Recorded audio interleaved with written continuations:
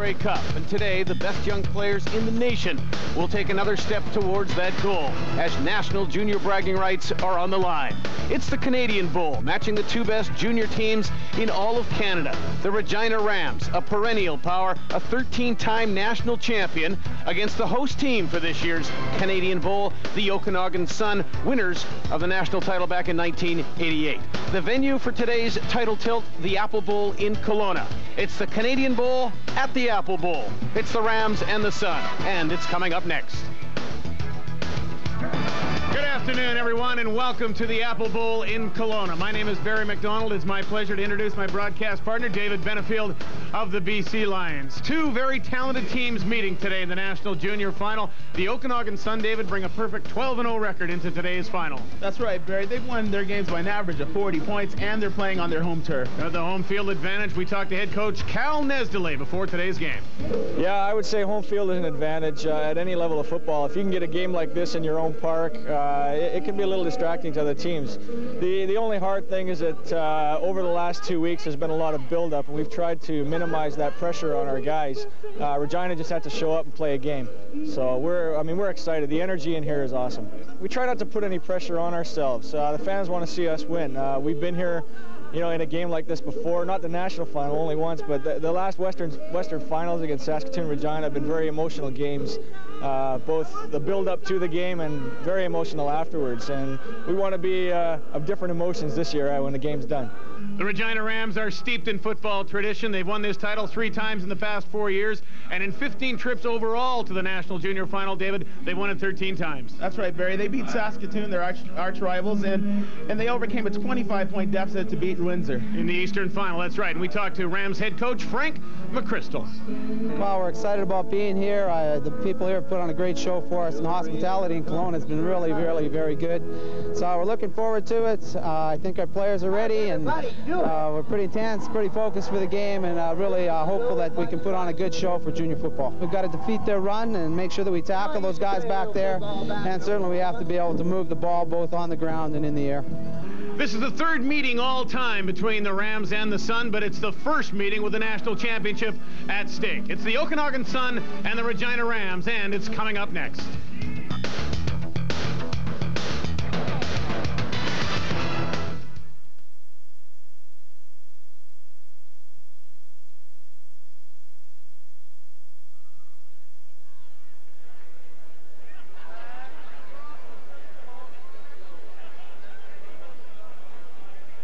Eric.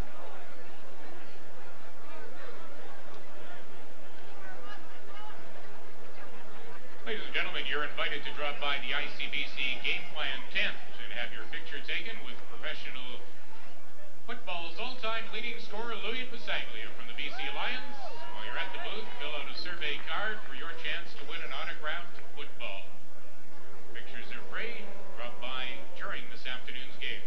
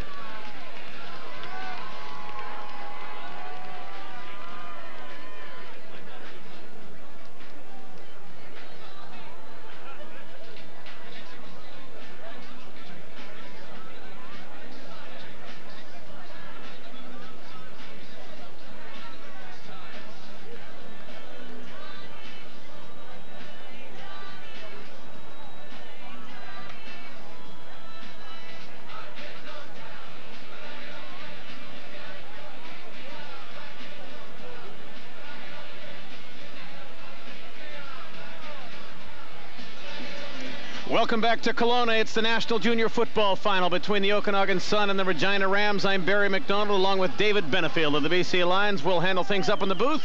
Pat Kennedy taking care of business for us on the sidelines. Pat? Well, gentlemen, down here it is wild. These people are getting ready for the biggest game to ever be played on this facility at the Apple Bowl. This, of course, a rematch of the Western Final between the Regina Rams and Okanagan Sun. A game won 11-8 by the Regina Rams. We are now getting ready for kickoff. Gentlemen, I throw it back up to you, and let's have a great ball game. All right, Pat, thank you very much. The Regina Rams won the kickoff. They elected to receive.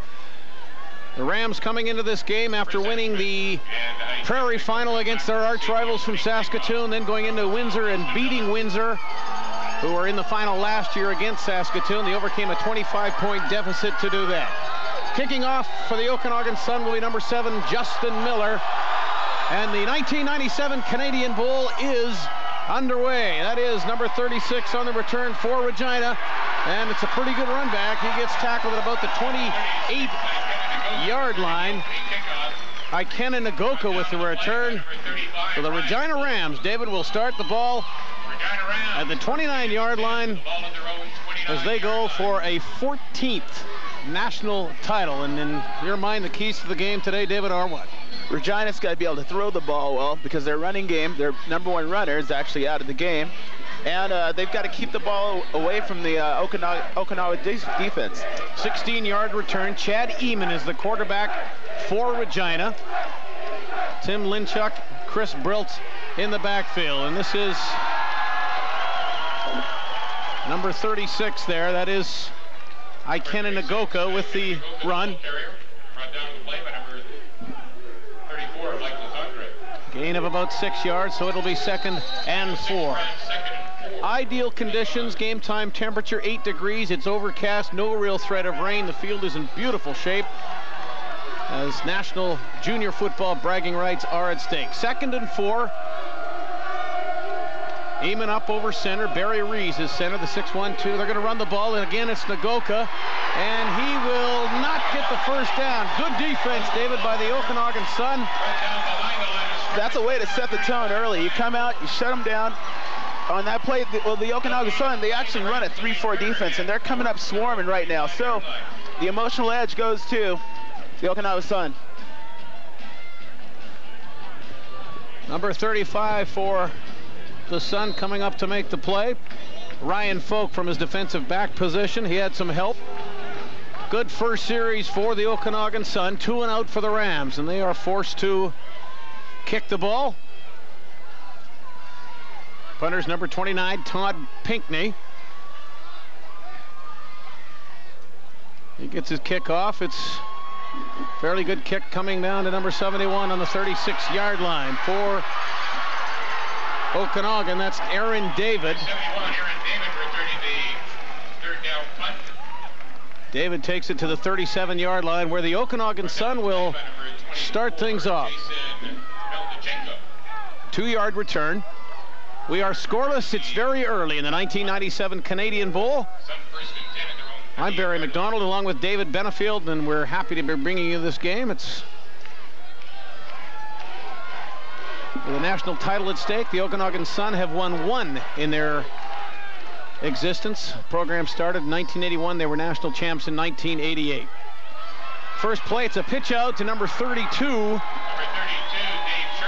And that's Dave Shirk, and he is tackled by Jason Melnichenko, the 5'10", 200-pound defensive back for Regina. Hey, that's a good way to let him know that you're there. He picked him up, dropped him, didn't lose his feet or anything like that. That's a great play for a defensive back to make on the first play. What's going through these guys' minds right now, David? I mean, this is what it's all about for these kids. Oh, this is everything. You're going to remember this game for the rest of your life. 2nd and 8 for Okanagan. Greg Korstrom, the quarterback, rolling to his right. He's going to throw, and it is complete. It's dropped. Well, maybe they're going through nerves. Perfect pass to his twin brother, Derek Korstrom, and Derek couldn't get the handle. It's like pitch and catch in the backyard with these two. Well, his brother, Greg, did everything right, rolled right. Korstrom ran a nice pattern, found himself a little opening right there, and about the his own 54-yard line, started to run before he had it. Yeah, exactly. Sometimes you start looking upfield, looking at the defense coming at you, and you just tend to want to run before you catch the ball. Derek's got to put that play out of his mind because now he's got a punt. He's back at his own 25. I guess that's a little bit of nerves probably right there, David. Sometimes you can be too emotionally charged for the beginning. Korstrom punt is a high, kind of a wobbly punt. It's fielded right near the out-of-bounds line by number 26 there. That's Chris Ashman of the Regina Rams. So the Rams, pretty good field position. They'll start their second drive on the 42-yard line. This could turn into a game of field position. We got the special teams units out there. They could play a major role in this game. Korstrom with a 29-yard punt. Both teams 2 and out in their first offensive series. It's a grass field here at the Apple Bowl in Kelowna. It's in beautiful shape. Facility the BC Lions have used over the years for their training camps. Eamon rolling out to his left, and he's got a man open. It's a short pass. And right away, number 10, Michael Thomas, is brought down. As Ryan Folk, the 5'10", 190-pound defensive back, came up in a hurry and pretty good whooping on Michael Thomas. Gain of 2 on the play. You see Eamon rolling out. Yeah, these DBs are really breaking on the ball, but against the Rams, you're going to have to control their quarterback because he's got great feet and a great arm to go with it. 2nd and 8. Eamon takes a snap from a shotgun position, drops back in the pocket, gets good protection. He's going to have to scramble, and he's going to try to run for the first down, and it's going to be very close. I think he might have it, David. They don't control this guy. This could be their fate. He needed to get to the 53-yard line. And it is a first down. So the Rams have the first down of the game, and it's Eamon doing the running. Now, Eamon might be doing more of that than normally. He's runs the ball fairly well, but the Rams are without their top running back, Corey Olenek, who was injured a knee against Windsor. Obviously, they'll miss him. Other players are going to have to pick it up, and Eamon might just be the man. Good run for the first down there. From the shotgun formation, he hands it off to number 36. Not going anywhere. There's that Sun swarming defense, number 55. Defensive end coming in, making the first contact on the ball. And then the rest of the Sun players just came in and swarmed on him. You have no chance when the guy who makes penetration like that. Kenan Nagoka has been a busy guy today. That's a great play there by number 55, who managed to corral him long enough, and then some help arrived in the form of number 40, Jeff Moody, the rover back for the Okanagan Sun. Number 55, Rob Stewart, the 6'2", 280-pounder, helping out there. It's a loss of 5, so the Rams are now 2nd and 15. Eamon, obviously in a throwing situation, drops straight back in the pocket. He's putting it up long for number 70, Chris Warnicki. Jump ball incomplete. He just mistimed his jump a little bit. I believe Chris Warnicki is the basketball player on the team, so he's just got to time his jump a little bit. But the thing I do like about the Rams is they're really under control right now. They're not playing emotionally too high, and they're just thinking this out. That shows they've got a lot of experience in the big game. Well, they've been here, David, so many times over the years, and a lot of these kids were part of the 95 team that beat the Okanagan Sun en route to a national title. They've won it in 93, 94, 95. And Warnicki just couldn't pull out one. He's a 6', 205-pound wide receiver. It's a punting situation. Todd Pinckney, his second kick of the day. Perfect snap, and he gets the kick away. It's a wobbly kick, but a pretty decent one. It's coming down on the 28-yard line, and that's number 30 for the Okanagan Sun, Eric Duchesne. Pretty good return.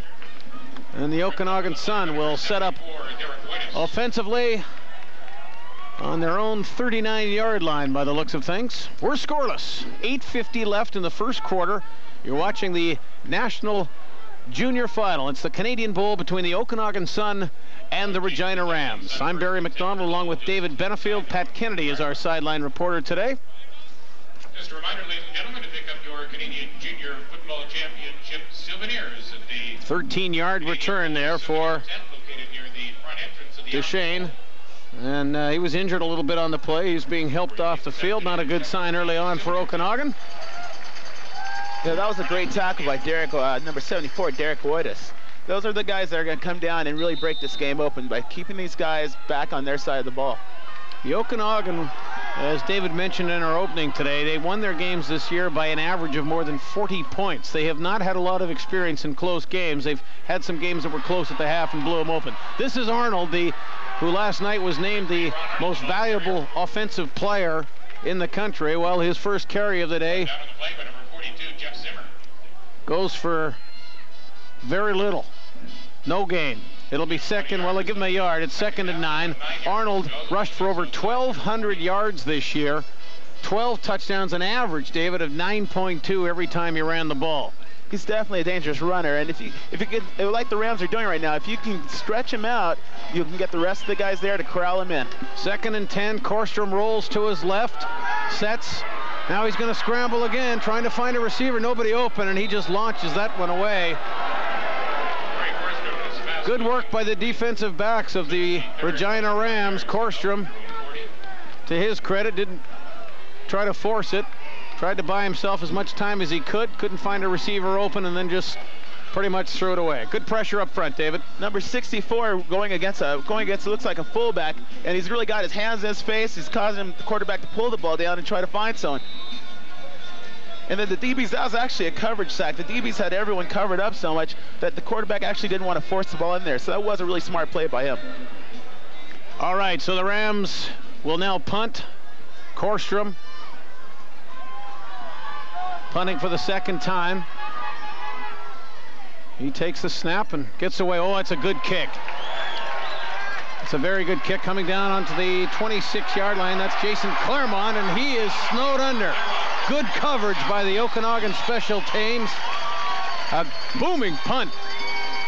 Yeah, he had great hang time on that. That allows your special teams to get down there and surround a guy, and he had no place to run. All over Jason Claremont. We're scoreless in the first quarter of the Canadian Bowl in Kelowna. 1st and 10 with the ball at their own 27-yard line.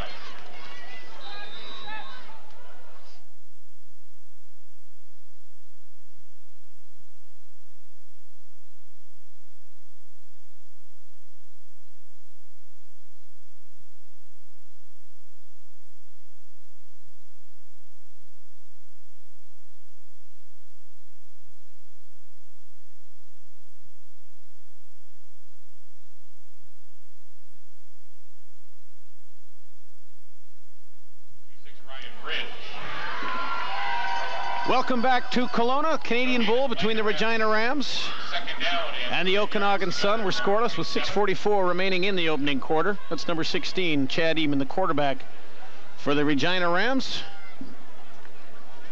They face a 2nd down, 10-yard situation here against an Okanagan Sun defense that has been very stingy all season long, allowing just an average of 6 points per game. And Eamon is in some serious trouble. He's scrambling, and oh, he gets out of it, gets a pass away to number 30. But it's going to be short of the 1st down. Lonnie Hayes, the receiver on the play. So Okanagan's defense makes another statement. And David, I think we've got a pattern establishing itself here. Both offenses struggling, but I think we have to credit the defense. Well, that last play, the Sun was in a man-to-man coverage downfield. And there's no one actually to throw the ball to. I think the quarterback probably got a late read on it, but he used his footwork to get himself out of trouble. 3rd punt of the day for Todd Pinckney. They'll probably try to keep it away from Terrence Houston, number 8 of the Okanagan Sun. An outstanding player. Pinckney's kick, and he does kick it away. It'll go out of bounds at about the 48-yard line of the Okanagan Sun. Good field position once again to start a drive for a team that certainly has the home field advantage. Playing the national final in your own backyard, much like the BC Lions did in 1994 with the Grey Cup at stake against the Stallions of Baltimore. That's right. Great thing here is that you've got the entire field is surrounded by all the fans and everything, and the stands are full. This is an awesome day for football. Well, they added more than 2,000 seats, David, so they could squeeze everybody in. I think we're looking at a crowd of nearly 5,000. Ronnie Arnold takes the handoff, takes it right up the gut. Looks like a gain of about 5. Okanagan wanting to establish the run, which will always make things easier for you when it comes to your pass game. Hey, if you can get the run going, you can do anything else. It'll be a 2nd and 5 for Okanagan. Quarterback is Greg Korstrom. He's got a big offensive line working for him in front of him. 2nd and 5 situation. They're going to hand it off again. That's the big man, Dave Shirk, taking the handoff. 32, Dave Shirk, the ball carrier. And he is short of a first down by what appears to be a couple of yards. So once again, it's 2 and out for the Okanagan Sun. Their vaunted offense yet to kick into gear. You've got right guard Warren Doppler actually pulling on that, opening up the hole for number 32. But with a 4-3 defense, all those D linemen have to do is just get in the way, and the linebackers can just scrape right into making the play. Jeff Zimmer having a hand in that tackle. Korstrom punting once again. Jeff Zimmer is all over the place. I think that's why he's all-star this year and most valuable player. Here's the punt. It's another good one. It'll be Claremont again, fielding it right on his 20-yard line. Good coverage again, but there's going to be no yards called on that one. Coverage was too good. With the punt return brought down in the play by number 47, Todd Duke. There's a penalty flag in the play. Here you see it, David. Looks like it's obviously going to be no yards. They've got to give him 5, and they didn't. Yeah, it looks like number 40 and looks like 59 was there a little early. Well, it happens in the CFL and the bigs, and it happens down here, so you can't fault these kids. It's a tough rule. A lot of people don't like the fair catch rule south of the border because it doesn't force a player to run the ball back all the time. But the no yards rule, I think, this can be very frustrating for the team that kicks the ball too. I mean, it's often an arbitrary call. That's right. To me, it just takes a lot of fun out of the game. All right, let's see what the Regina offense can get going. They start at their own 35, and Eamon's going to throw it. Good protection again. He's coming out to the sidelines here for Warnicki. He overthrows him. Good coverage. And it'll be a 2nd down and 10 yards to go for Regina. Not a whole lot of offensive flow in the game so far, David. The conditions are ideal. The field's great. I went down on it earlier, and the field's all together. It's not mushy or anything like that. It's a nice hard track, pretty fast. And that time you'd almost expect there's a height disadvantage between number 71, actually between Chris Warnicki, and number 30, Eric Duchesne. Duchesne back in after being injured on a punt return. Eamon's going to throw again. He drops back over the middle, throws behind his receiver. Pass intended for number 11, Jason Claremont. Incomplete. Eamon having trouble 40, Jeff Mooney. getting some rhythm going with his passing game. And I'm sure when you're missing your number 1 weapon in the backfield, you're probably not as used to passing as much as he's had to here so far. I mean, they do throw the ball. He's got a number of good receivers that he'll use, but without that main man in the backfield, it forces you to think a whole lot differently. Yeah, they're going to have to pull him off to the side, settle him down, and just because there are a couple guys open on every play, so he's just got to just settle down in there and just wait things out and let his feet get him out of trouble if he has to. Another kick for Todd Pinckney. Good kick coming down to number 71, Aaron David, on his own 35. Gets a couple of blocks, runs to his left. He'll return it up to about the 42-yard line, where the Okanagan Sun will try to get their offense in gear. This is an offense that just steamrolled its way through the BC Junior Football Association. As you look at the replay of Aaron David's punt return, they finished 10-0 in conference, winning their games by an average of 46-6. They won the BC Junior final against Abbotsford, 35-21. Abbotsford, the one team that gave them some trouble this year, but they're 12-0 coming into the National Junior final, looking for their 2nd national title. And the give there is to number 32, Dave Shirk. He's the big back, 5'11", 195-pounder. The tackle by number 42, Jeff Zimmer. So you don't really mind a 2nd and 6, but you definitely don't want a 2nd and 8 or anything like that. That's when you're going to have to throw the ball, and defenses can just really play the ball.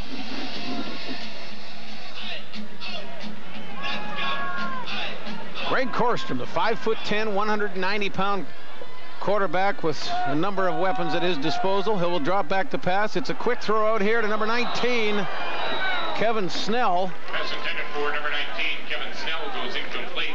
So it'll be 3rd and 6 from their own 46.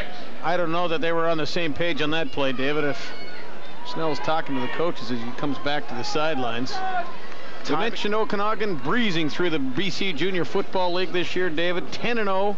The Abbotsford Air Force, coached by Jerry Mullis, finished 7-3, and the Vancouver Trojans, their head coach Ty Cruz, CFL linebacker of the BC Lions for many a year, and he was the coach of the year in the BC Junior Football Association this past season. And he still looks like he can strap it on and get out there and get at it. I'm not going to mess with him. It's another punt for Korstrom from his own 36-yard line. Heading towards the out-of-bounds mark, and out, kicks back into field, and once again it'll be number 11, Jason Claremont, fielding it, and he's tackled pretty much immediately. A defensive battle so far. We've got 1:10 left in the opening quarter, and we are scoreless. It is the Canadian Bowl between the Okanagan Sun and the Regina Rams, and we'll be back right after this break.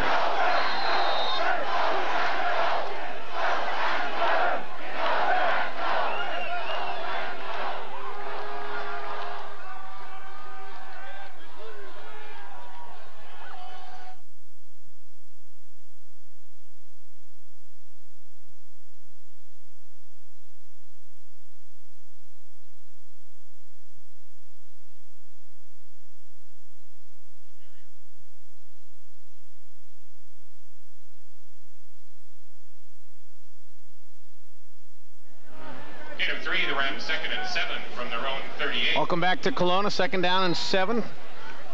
Regina picking up 3 yards on its first play from scrimmage. They're at their own 38-yard line. We're late in the first quarter, scoreless between the Rams and the Sun. Eamon in shotgun formation. Takes the snap, drops back, good protection again. Now he'll roll right. He's got a blocker out in front of him, and he goes out of bounds right near the first down marker. See what kind of spot he got. I think he got a favorable one. I think we're looking at a first down for the Rams, David. Yeah, once again, everyone was covered up. They're not sure if they're running a man or a zone coverage.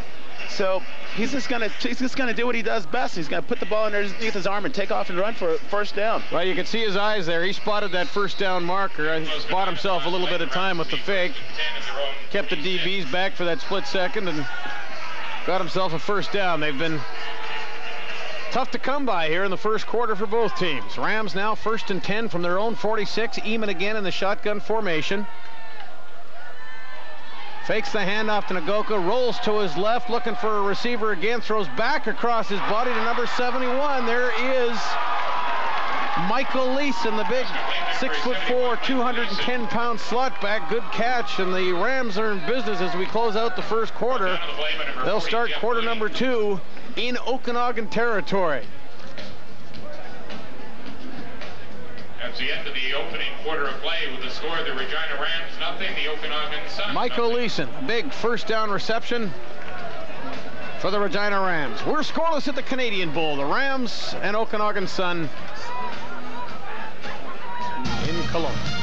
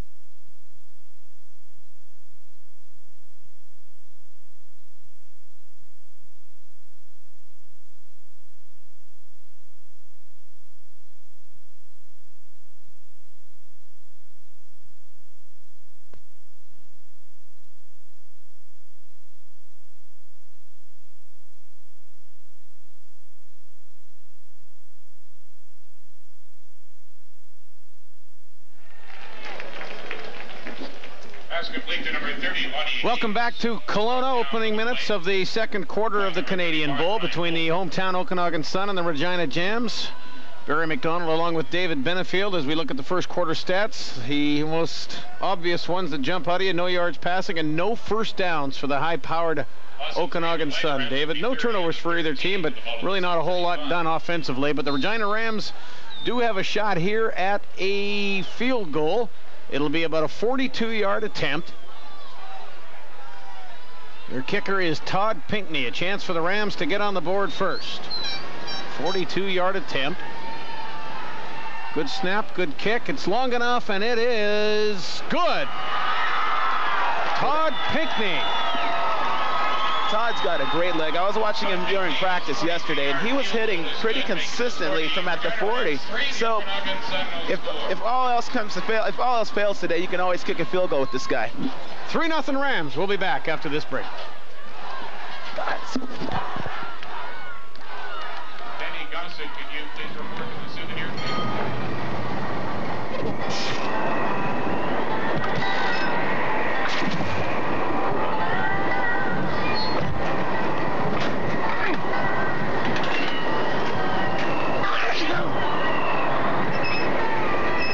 It's comforting to know there is a better route. With WestJet, low fares are here to stay. WestJet, way to go.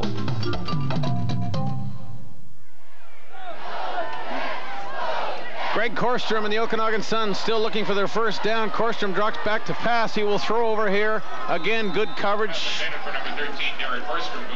Looked like he was throwing in the general direction of his twin brother Derek, but good coverage on the play again by the Rams. Craig Briere and Corey McKee over there. 3-0 Rams. They've kicked a 42-yard field goal here. We're early in the second quarter. National bragging rights at stake. The Rams leading 3-0 as they go for their 14th national title.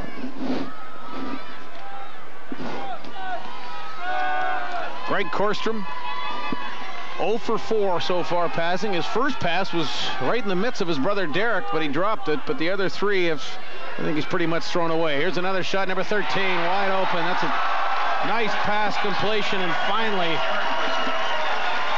a first down for the Okanagan Sun. Derek Korstrom hanging on to that one, but there is a flag. Yeah, I think it's coming back. It looks like a holding call. Yeah, we can't really tell who was a... Yeah, we really can't tell who was the holding, but that was a great pass for him to at least get a taste of what's going, get a taste of something going on offense. Yeah, it might help his confidence a little bit. Both Korstroms, the one that threw it, the one that hung on to it. I don't know if the Sun has gotten away from their running game for, you know, just trying to open up the pass because they feel they can always run, or just that the Rams' swarming defense has just stopped their run for the first half. Well, I think they're all-Canadian back. The MVP of the offensively in the Canadian Junior Football, Ronnie Arnold, has had, I think, just the 2 carries, David.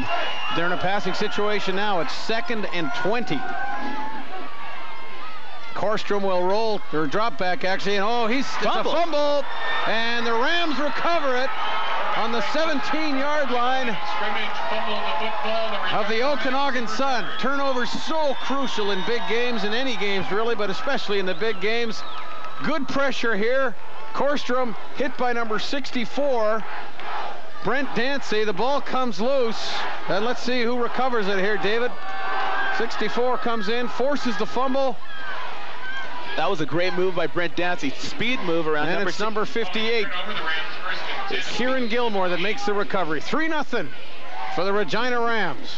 Yeah, he used the speed move around Big Dan Skurlik, 6'5", 280, and just caught the quarterback with the ball and fumble, and we've got Rams ball down here on the 20. Eamon rolls out on the first play. It's pass that's incomplete. So it'll be a 2nd down for the Regina Rams. 3-0 Rams, a 42-yard Todd Pinckney field goal. The only scoring so far. Brent Dancy forcing the big fumble. Kieran Gilmore recovering it as the Rams defensive line forces the first turnover of the game. Second down on the 16-yard line of the Okanagan Sun. Eamon, the quarterback, drops straight back to pass, looking for a receiver. He's got one open on the 10-yard line. Number 36 breaks a tackle, breaks another tackle, and he'll go down. Well, I guess it looks like he stepped out of bounds on the 7-yard line. Some nice work there by Nagena Agoka. There's the replay, David. He's got a lot of time in the pocket right now to throw, and he can find his receivers. I think he's got the composure down now, and I believe the Rams are now getting into their groove, their passing game. Good work by Nagoga after he caught the ball.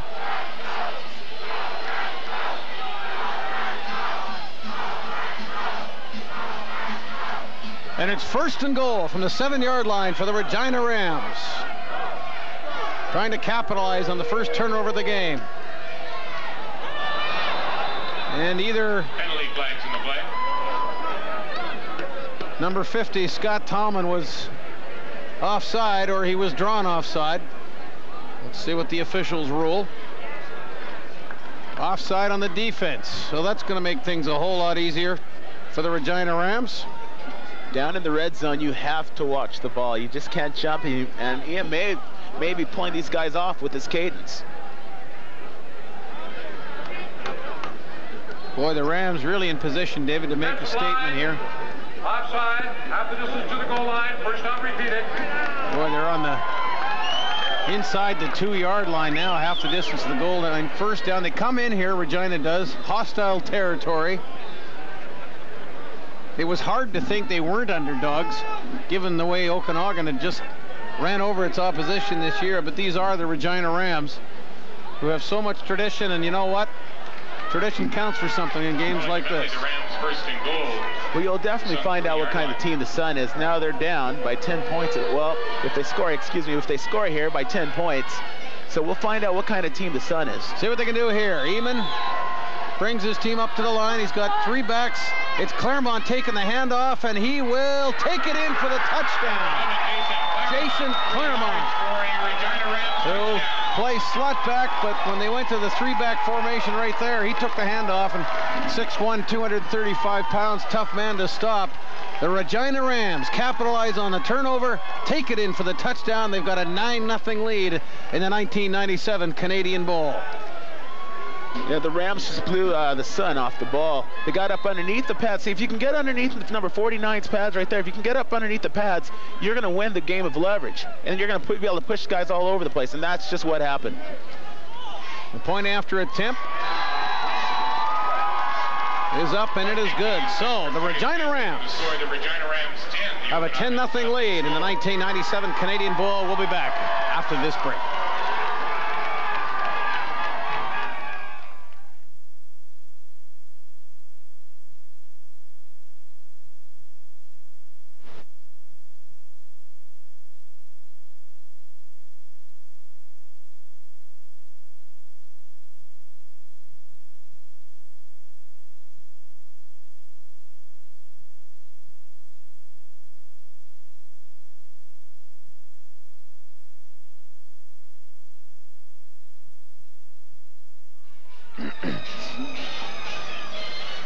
Accommodation for the production crew provided by our friends at the Best Western Inn in Kelowna.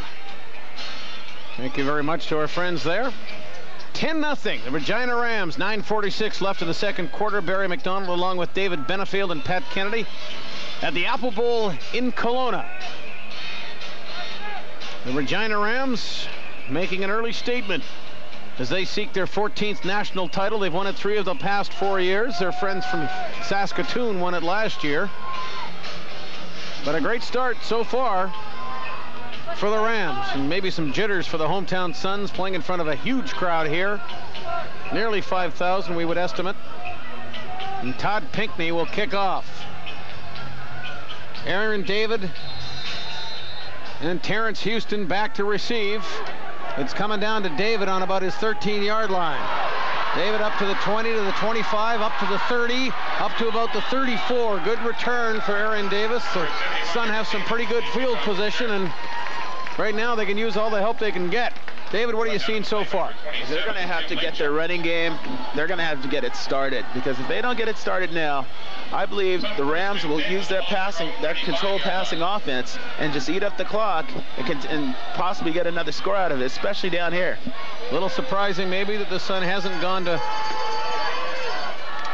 run Arnold more, but we'll see what they do now. Arnold gets the ball, takes it up the middle, nothing.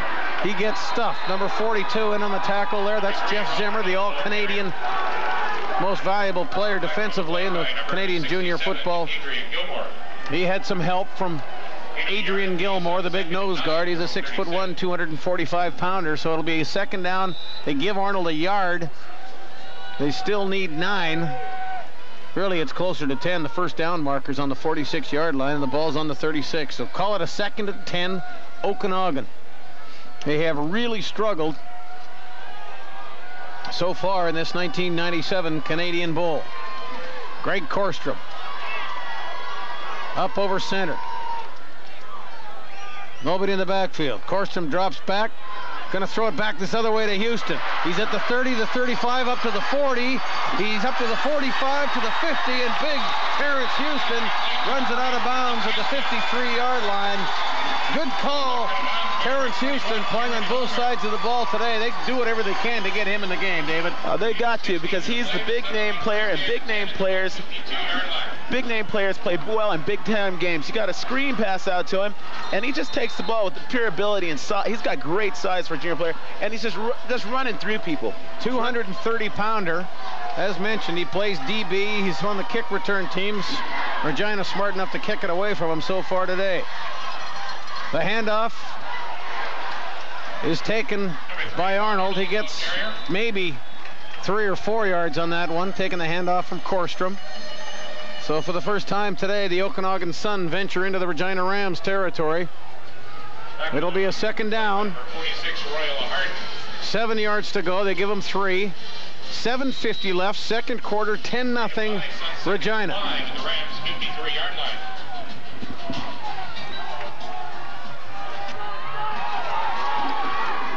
It's like a passing situation. Korstrom up. Fakes the handoff to Ron Arnold. It's play action. He drops back to throw. He's going deep for Houston. Lots of people back there. Houston goes up and makes the catch. Now they're rolling incomplete. Boy, it looks like Houston had made the catch, David, but there was 3 or 4 defenders all around and the ball came out. Heck of an effort by Terrence Houston. He's starting to really put himself into the game offensively, because they've stayed away from him on defense, and the quarterback just puts it up to him. It's a jump ball out there, and it looks like someone just strips the ball. That could be real fumble, actually.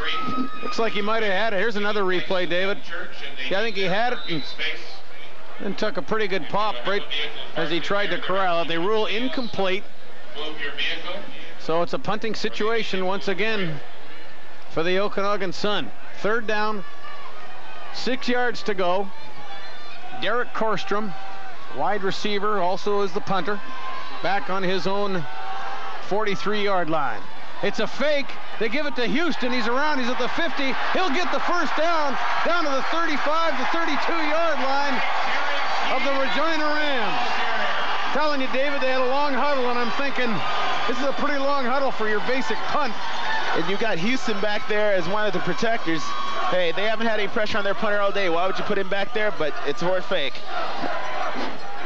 Well, it's the kind of thing the Okanagan Sun needed to get them going. As you see, number 8, Houston, putting his wheels and size to good use. And just when it looked like the Rams were going to get the ball back, Houston takes the ball and on a fake punt runs it 22 yards for the first down to the 31-yard line of the Rams. That's a handoff to Dave Shirk. He takes it up the middle for about 5. And the Okanagan Sun offense, a little bit unconventionally, getting its act in gear. The Rams are going to have to keep an eye on Houston today. And if anything, you have to watch Houston, and then that's going to take a few people off Arnold. So you may see Arnold running for a bit more. He's certainly going to get himself some attention. Korstrom up. Greg Korstrom, the quarterback for the Okanagan Sun. He's a 5'10", 190-pounder. He's going to pitch it to Ronnie Arnold. Arnold trying to get outside. A little shake, little bake, and he's down inside the 20-yard line, down to the 15. Looks like another first down for the Okanagan Sun. And trailing 10-0. This is exactly what they needed to do, make a statement that they're not going to get blown out in their own building. You got a seal block by Houston, and then the big guard, number 59, pulls around. Was that number 32, Schreier, comes around with another great block, and then that just leaves Arnold just to do the rest himself. Zimmer made the tackle from his strong side linebacker spot, but not before. Ron Arnold had the first down. Good drive for the Okanagan Sun. They're down to the Regina 15-yard line. Korstrom up, takes the snap. He'll hand it off. It's Shirk again, and he doesn't get a whole bunch. Dave Shirk, the 195-pound running back. They give him 2. So this is a big play. It's 2nd and 8 from the 13-yard line of the Regina Rams. Now the Rams defense, they've been on the field a little while now, so they may start to get a little tired here late in the second. Been a very good drive for the Okanagan Sun. Just 5:10 left in the opening half. Game moving right along. Korstrom takes the snap, drops back, throws it up for Houston. And he's well covered back there. That's number 25, Corey McKee. It's a height mismatch, 5'8" against 6'3", but the ball was beyond Terrence Houston. And with a 10-0 lead, it looks like the Sun will settle for 3. Of course, it looked like they were going to punt a few plays back, too. But I think here, David, they'll try to put the points on the board. I'm sure the Rams are actually breathing a sigh of relief here. Instead of taking that 7 points, making it close going in at halftime. The backup quarterback, John Coy, is the holder. It'll be a 20-yard attempt for Derek Korstrom. The kick is up, and it is good. So the Okanagan Sun get on the scoreboard with 4:36 left in the second quarter. It's 10-3 for the Regina Rams.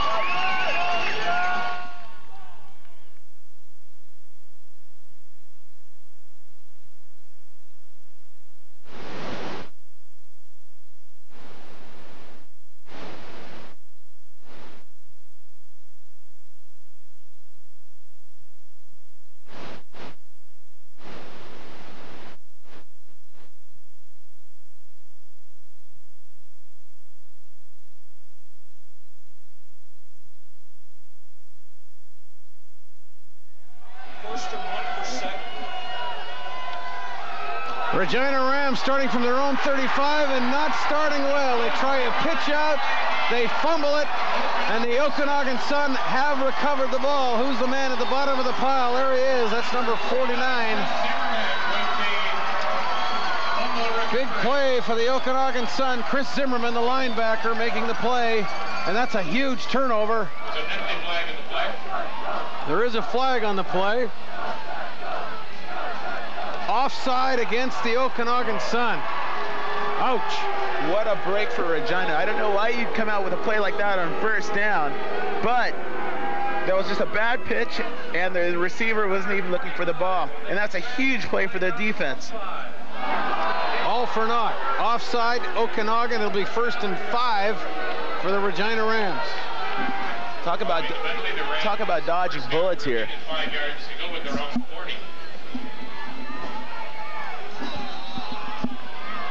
Chad Eamon, 6 for 11 in the first half, 44 yards passing. They have thrown the ball without their star running back in the lineup because he's hurt, Corey Olenek, so they've relied on the likes of Ikena Nagoka. He takes that ball in a 1st and 5 situation. It'll be 2nd down. They'll give him 3, I believe. I think it's going to be a 2nd down and 2 situation.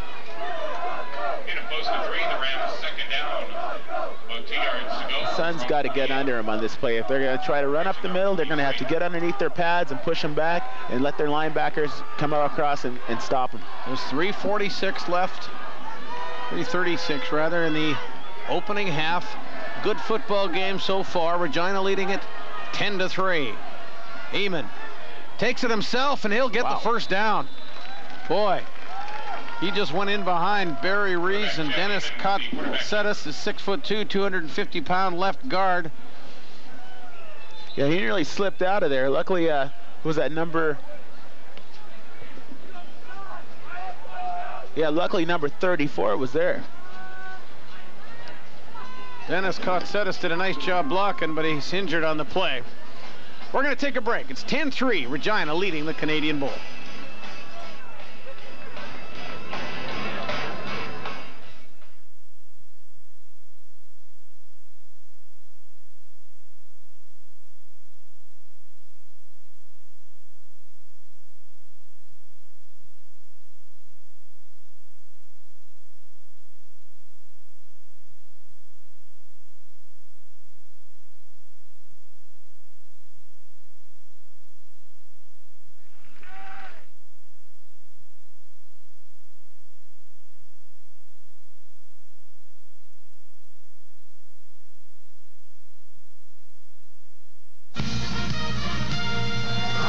Crew air transportation courtesy WestJet Airlines.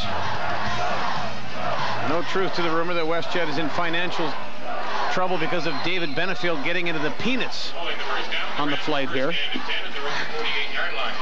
Can I have another bag, please? Can I have another bag, please? Let's not talk about that. Can I have another bag, please?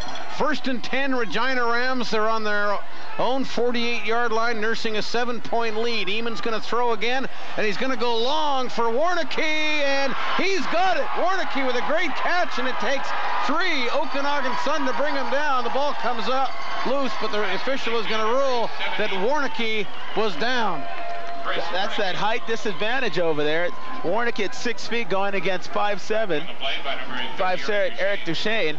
And that was a perfect pass. He put it up. Beautiful concentration by Warnicki. Oh, man, did he take a pop. He really got hit. Yeah, look, I mean, he did not take his eye off the ball. Didn't even think about Terrence Houston there. The safety's got to get over the top. If you're a big-time player, you've got to be over there to make the big-time play. But Warnicki made the big-time catch. 51 yards on the play. The Rams in business at the Okanagan 10-yard line. They already lead the game 10-3. This is huge, David. With less than 3 minutes left in the first half. Eamon takes a snap, fakes to Nagoka, rolls to his left. He can run. He fakes to throw. He's inside the 10, and he's knocked out of bounds at about the 5-yard line. Eamon having a very impressive first half. Without his star running back, he's had to improvise a little bit, and I would suggest, David, that he's doing a pretty good job of it. He's doing a great job of it. The defense got sucked over a little bit to the right on that, looking for the run on that, and he had the whole sideline, the whole left of the field actually to run. If anything, you definitely want to go in at halftime up, but with the way it looks now, the Rams may go up by more than a touchdown. They're going to burn a timeout here. They lead it 10-3. We'll be right back to Kelowna after this break.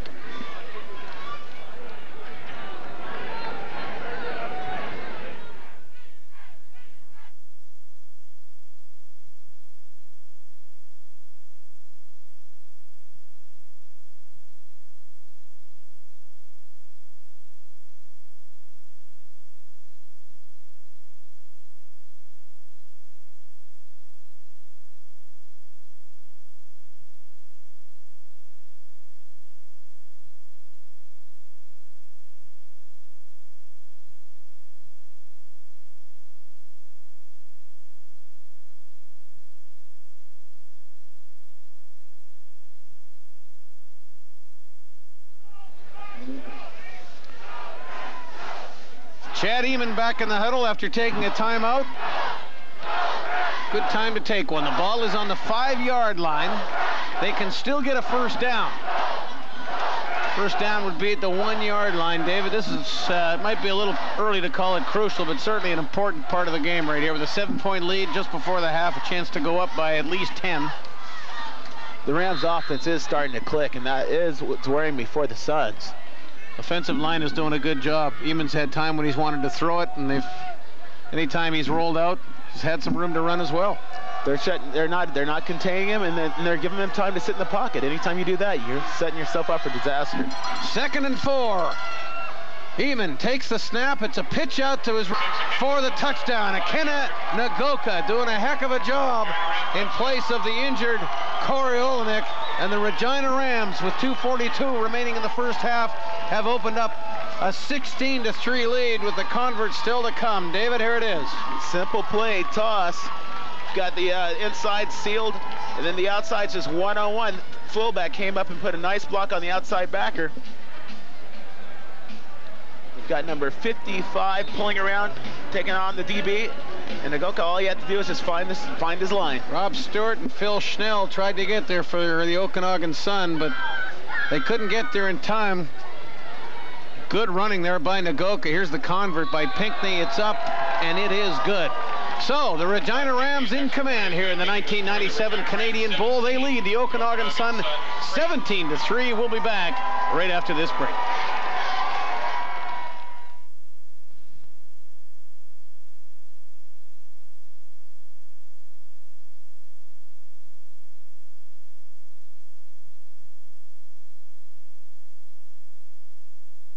Yeah.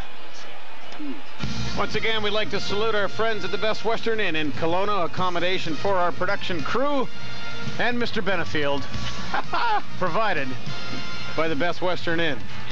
There's some really nice people over there at the Best Western. Well, they did give you a room, didn't they, David? I'm surprised, actually, the way I terrorize places.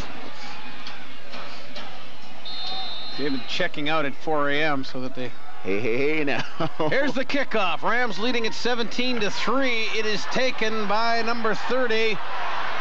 And that's a pretty good looking run right here for Eric Duchesne. He gets it up to about the 49-yard line. Duchesne, who was injured on a punt return, I believe it was, earlier in the game, is obviously healthy again. Not having a whole lot of fun with Chris Warnicki out on the corner, but nice run right there. He's a smart guy. Get behind the big guys. Follow Terrence. Look at Terrence Houston waving him. Come on, follow me. Took it on his own 20, got outside, got some help there from number 78. That's Travis Hertz. And look at Houston get up there and throw a block for him. And he's still looking for someone to block. That's a big-time player. I think he actually deserves that label, the big time. From Bakersfield, California. Here's the handoff. It is to... I got into a thing with Christie. But outside of that, I should have pulled back and used better judgment, and I decided to continue to plead my case. So it was left up to the little men to do the job for the Knicks and provide the scoring. Charlie Ward led the way with a career-high 18 points. The Raptors cut the lead to 1 at 72-71, but a 12-0 New York run finished.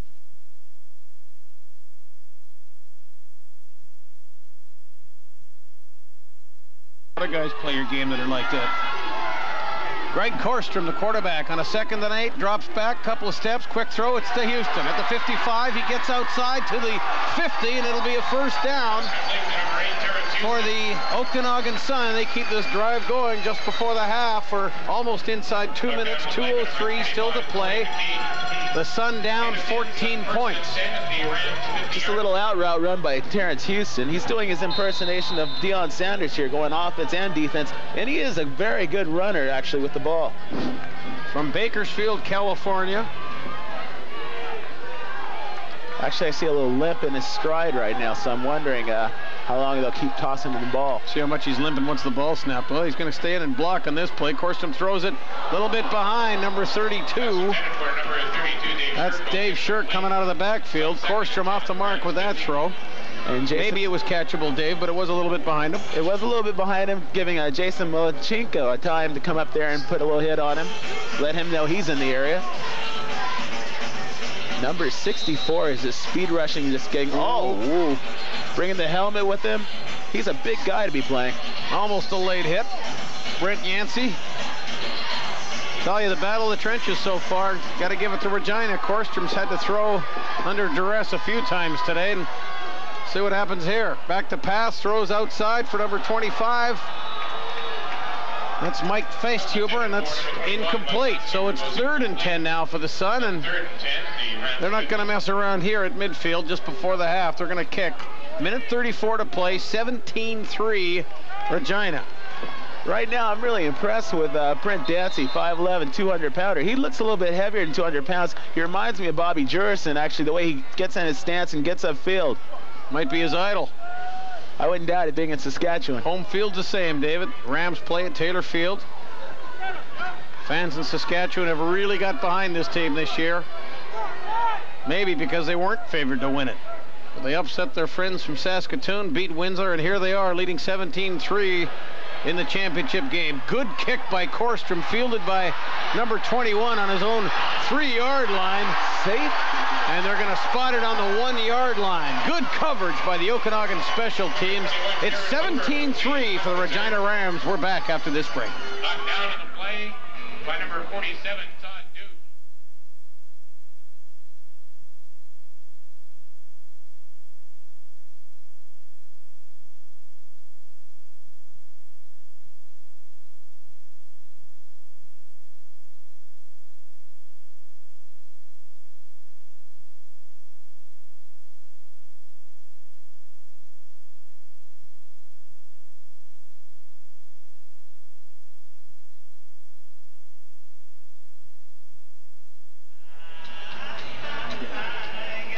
Welcome back to the Apple Bowl in Kelowna. It's the Canadian Bowl at the Apple Bowl, which is the name of the stadium. Good coverage by the Okanagan Suns special teams there to greet Jared Hoover. Thought maybe they got a single point out of the deal, but they spot the ball on the 1-yard line. Not a place the Rams want to make a mistake, David, with a 14-point lead and just a minute 22 left before halftime. No, you don't want to give up an easy touchdown right here. You want to go in with that two touchdown jump on these guys. Look maybe for Eamon to take the ball here. There's nobody in the backfield. Eamon takes it up to about the 3-yard line, gets a little bit more operating room. That's a smart play, you know, get the clock rolling. Looks like maybe a timeout. Timeout by the Sun.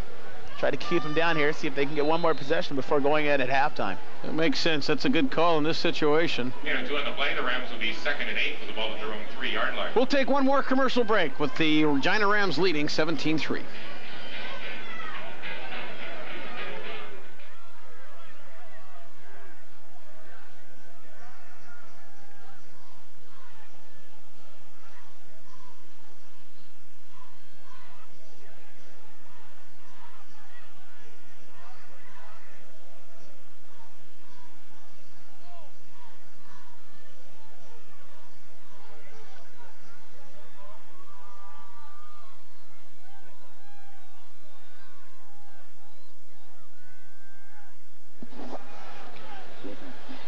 Regina Rams facing a 2nd down, 8 yards to go on their own 3.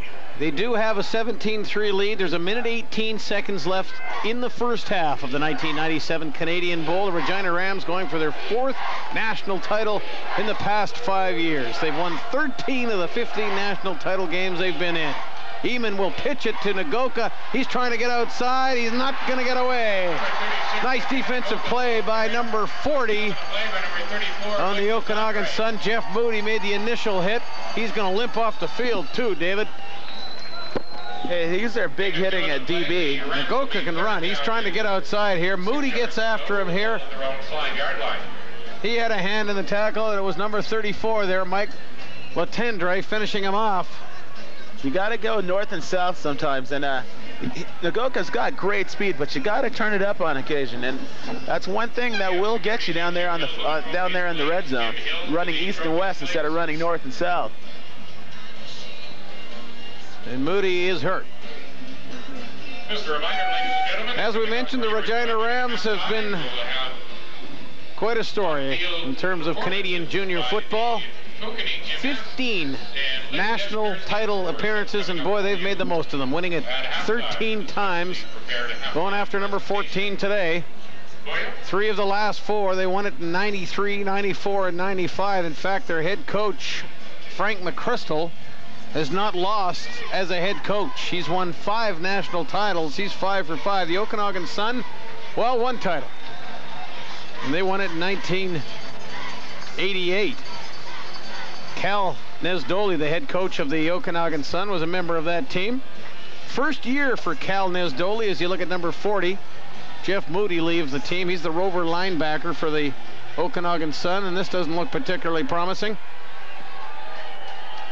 He does have a half to recuperate, but obviously he's in a little bit of pain, David. Well, I mean, the good thing is that he's walking off under a bit of assistance, but he's walking, so we'll see what's going on with him. Todd Pinckney will be punting from his own end zone. Terrence Houston and number 30, Eric Deshane, back on about their 45 of the Rams, so it looks like Okanagan will get good field position. Here's the snap. It's a high one. Pinckney gets the kickoff, and it's a low kick taken by Houston on the 38. He gets outside to the 30, to the 25. He's inside the 25 of the Rams.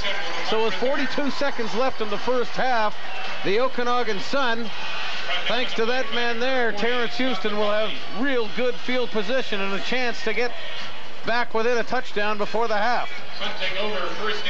They almost got that blocked, actually, by... Wasn't a great snap.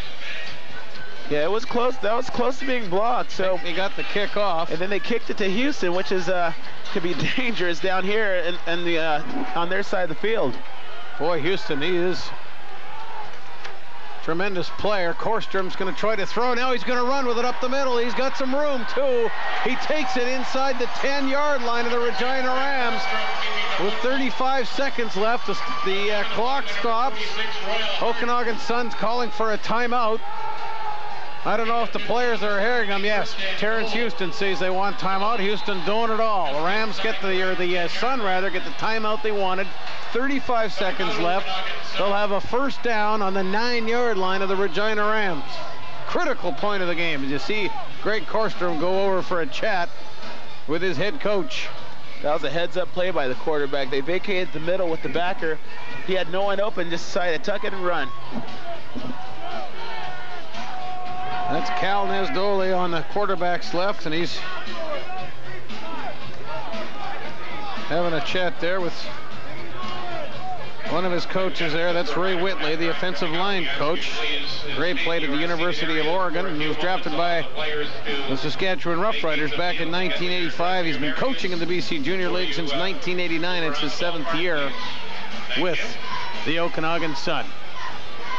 All right, they're on the 9-yard line as you look at some of the grads that have played for the Okanagan Sun and now in the CFL. First down on the 9-yard line for the Regina, or for the Okanagan Sun. They really need to put some points on the board. A touchdown obviously would be ideal. He's going to try for Houston, and it's incomplete. Houston looking inside. The ball was thrown outside, and Houston thinks that he was interfered with. Number 17, Chris Frankowski, with the coverage, and Houston is not happy. David, what do you think? As a defensive player, I'm going to say he did, number 17 may have gotten a little bump. Yeah, right there, just a bit of, that's a bit too much contact in the end zone, and that was a catchable ball. Pretty good throw right there by Korstrom. He put it where only Houston could catch it, but Houston may have had his progress impeded as he went after the ball. 2nd and 9.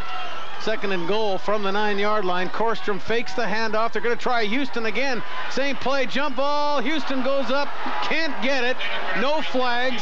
Frankowski, the 5'11", 190-pound corner, again with the coverage. The Okanagan Sun have a decision to make here, David. Frankowski's some kind of athlete. He's 5'11", going against a 6'3", 230-pound Houston. And that's really tough right there. I mean, he just times his jump, and he was just going for the strip because Houston used his body to shield him from the ball. Looks like the Sun are going to go for it here, David, on 3rd down and 9. Field goal would make it 17-6 before the half, but they want to go for the touchdown. I'm putting my eyes on Houston here. 3 men in the back. Houston out right this time. Everybody's in motion. It's a fake handoff, and Korstrom's going to have to scramble. He throws it up for Houston. It's incomplete, and no flags on the play. Is there a flag? Flag on the play. There is a flag on the play. Let's see what the call is. It's in the end zone. I was watching Korstrom getting after it with number 6 on the Regina defense, or number 66 on the Regina defense, Brent Nicholas. Defensive lineman doing a little squawking. I guess if that ball was catchable. Remember 66, Nicholas coming out, he's popping again at Korstrom.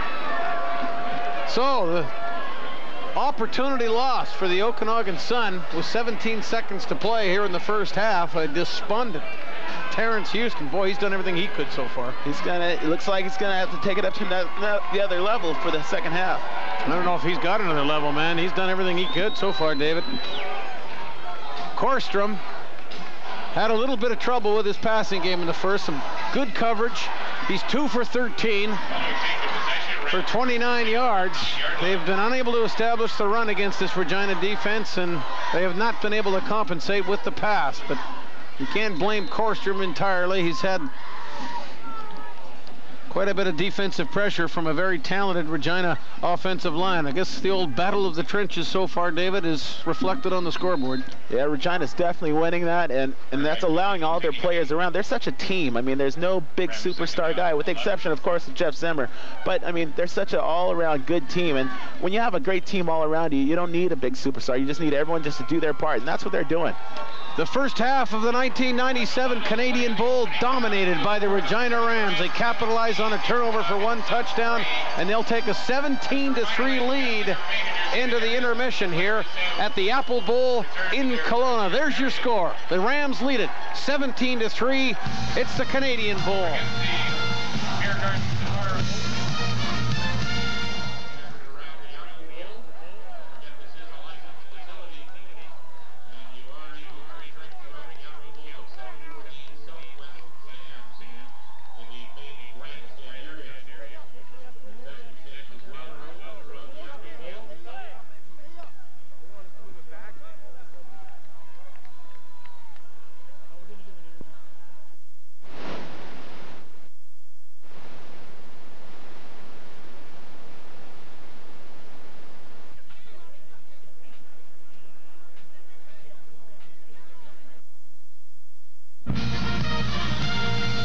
Welcome back to Kelowna, where halftime festivities continue at the Canadian Bowl here at the Apple Bowl in Kelowna. Hi, everyone. I'm Barry McDonald, along with David Benefield. You remember him, of course, from the BC Lions, the Ottawa Rough Riders, and for the 1996 season, yes, the San Francisco 49ers. It's the Regina Rams leading at David 17-3. Your thoughts on the first half? Well, Regina's really controlling the line of scrimmage. Their DBs are covering up the big guys like Terrence Houston, and anytime you get and their linebackers are scraping, stopping Ron Arnold on the run. So anytime you do things like that, their offense, the Suns' offense, is going to get a little rattled. Yeah, Ronnie Arnold ran for over 1,200 yards during the regular season, the national MVP on offense, but just 6 carries for 23 yards in that first half. Penalty, certainly a bit of the story. 2 touchdowns for the Regina Rams, both on the ground. It's a 17-3 score. The first touchdown scored by Jason Claremont, a 3-yard run. He plays a lot of slot back, Jason does. But on this occasion, he's in the backfield with lots of help up front, and he powers in. And that helped Regina get on the board. They'd had a field goal, and that gave them a 10-0 lead.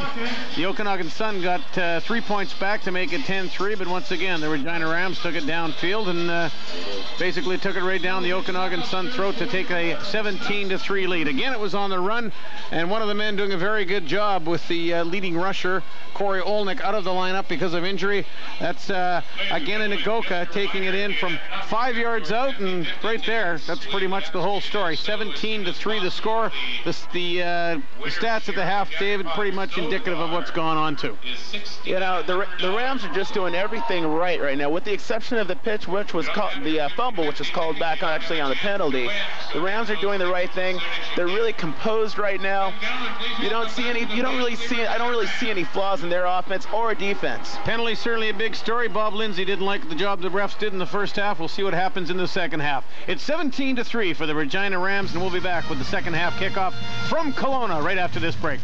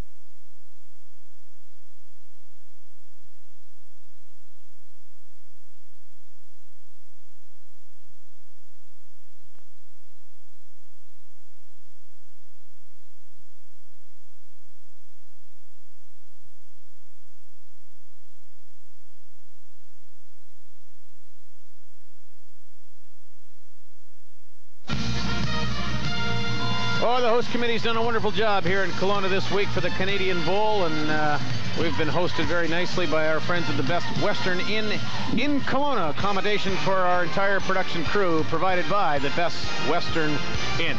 Second half about to get underway, 17-3. The Regina Rams lead it, going after their 4th national title in the past 5 years. The Rams will kick off to start the second half. They received the opening kick. Terrence Houston, number 8, will be one of the men back for the Okanagan Sun. Well, I got that all backwards. It looks like the Okanagan Sun are kicking off to start the second half. That's a heck of a... There goes the perfect half, David. Huh? there goes the perfect broadcast. Well, you only get... Well, yeah, so how did these two teams get here, you may be asking? Well, how about if we tell you? In the BC Junior Football Championship, Okanagan knocked off the Abbotsford Air Force by 14 points, 35-21 the final there. Regina had to go through Saskatoon to beat the unbeaten Hilltops, 46-27. That was in the Prairie Football Conference Championship. It was then on to Windsor to knock off the Windsor team that had beaten its rival in the Ontario final. So that's how they got here. And I'll tell you what, the Regina Rams overcame a 28-3 lead in the Eastern final. Won that game 38-31. They don't have to overcome anything right now. They've got a commanding 17-3 lead. And I'll tell you what, interesting listening to Bob Lindsay, the president of the Okanagan Sun, at the half, openly complaining about the refereeing. 4 penalties on the Sun, none on the Rams. Tell you what, I think the Rams didn't get beat, or the Sun didn't get beat by the officials. I think the Rams were simply the better team in that opening 30 minutes, David. Definitely not. They're controlling the ball on offensive line and defensive line. Anytime you got your big boys doing the job for you, oh, and that's a great play. Chris Briltz takes the pitch, and the first play of the second half is a good one for the Regina Rams. It'll be a gain of about 10 yards, I think. It may be a first down. Chris Briltz, kind of a little shuttle play, David. Simple pass. You get worried about the quarterback, and he pitches it underneath to the running back, and that opens everything up, because once you start worrying about the quarterback running, you forget about the running back. He makes you take your eyes off him and lose the running back. Eamon had a good first half, 7 for 12, 95 yards. He's a threat to run, and that, you know, when you've got a quarterback that's not a threat to run, you can basically leave him alone and concentrate on other people. But he's had a great game so far. He's going deep here, a little bit of a bump down there, no flag called.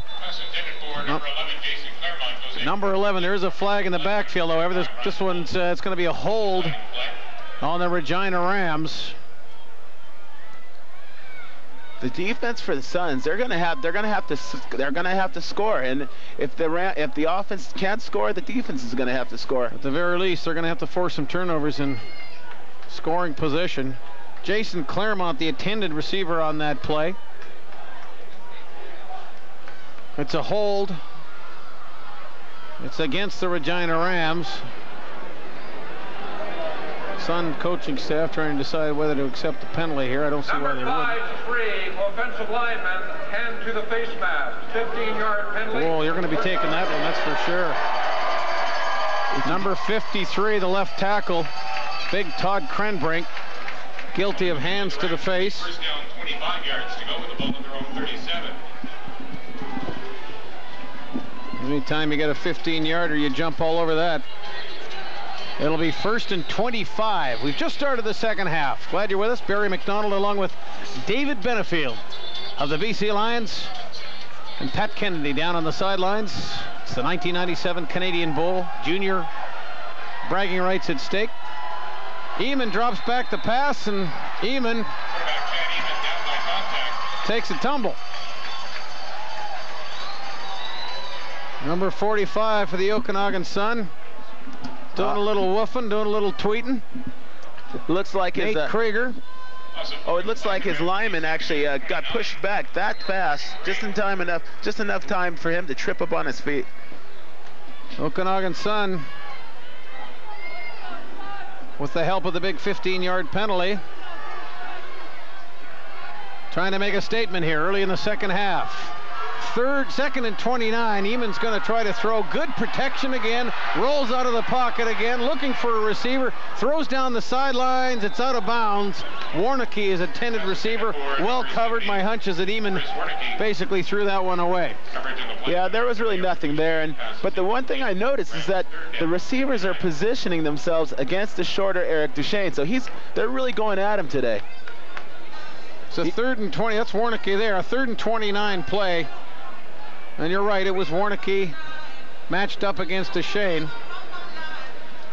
So the Rams, first drive of the second half started well with Briltz running for a first down, but a penalty and a Eamon stumbling on second down play, forcing the punt. Busy man today, number 29, Todd Pinckney. He's got a field goal, a couple of converts, and he's had a lot of punts. He gets this one off, and it'll be Terrence Houston. He's got it at his own 45-yard line, up to the 50. He's up to midfield. Another good return. Every time he touches the ball, David, he looks dangerous. It's 17-3 for the Regina Rams. We're back after this break.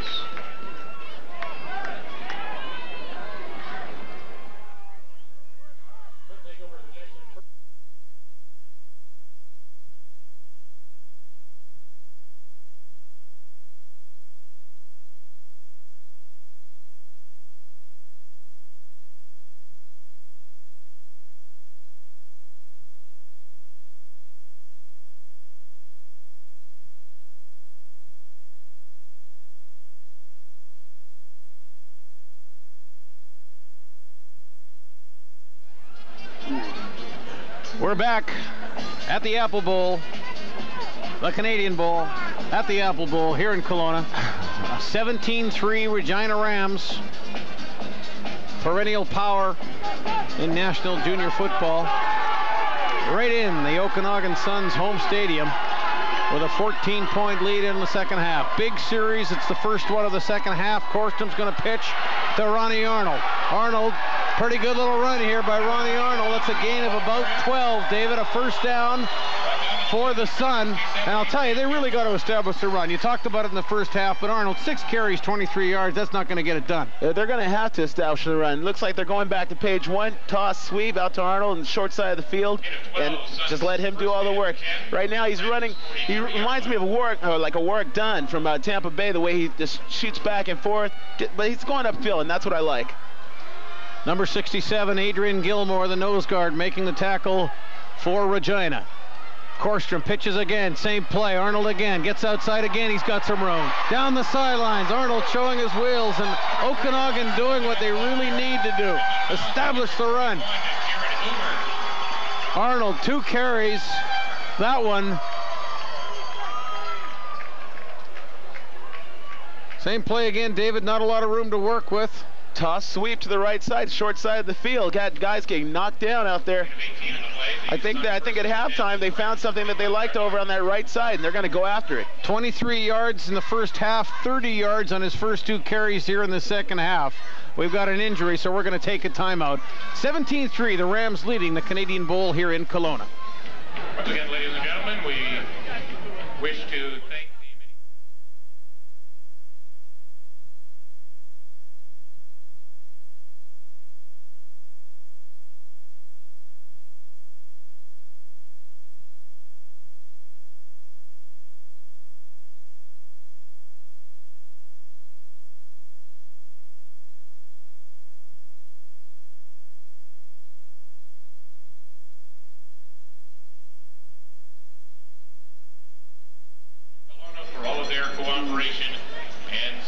Welcome back to Kelowna. 17-3 Rams.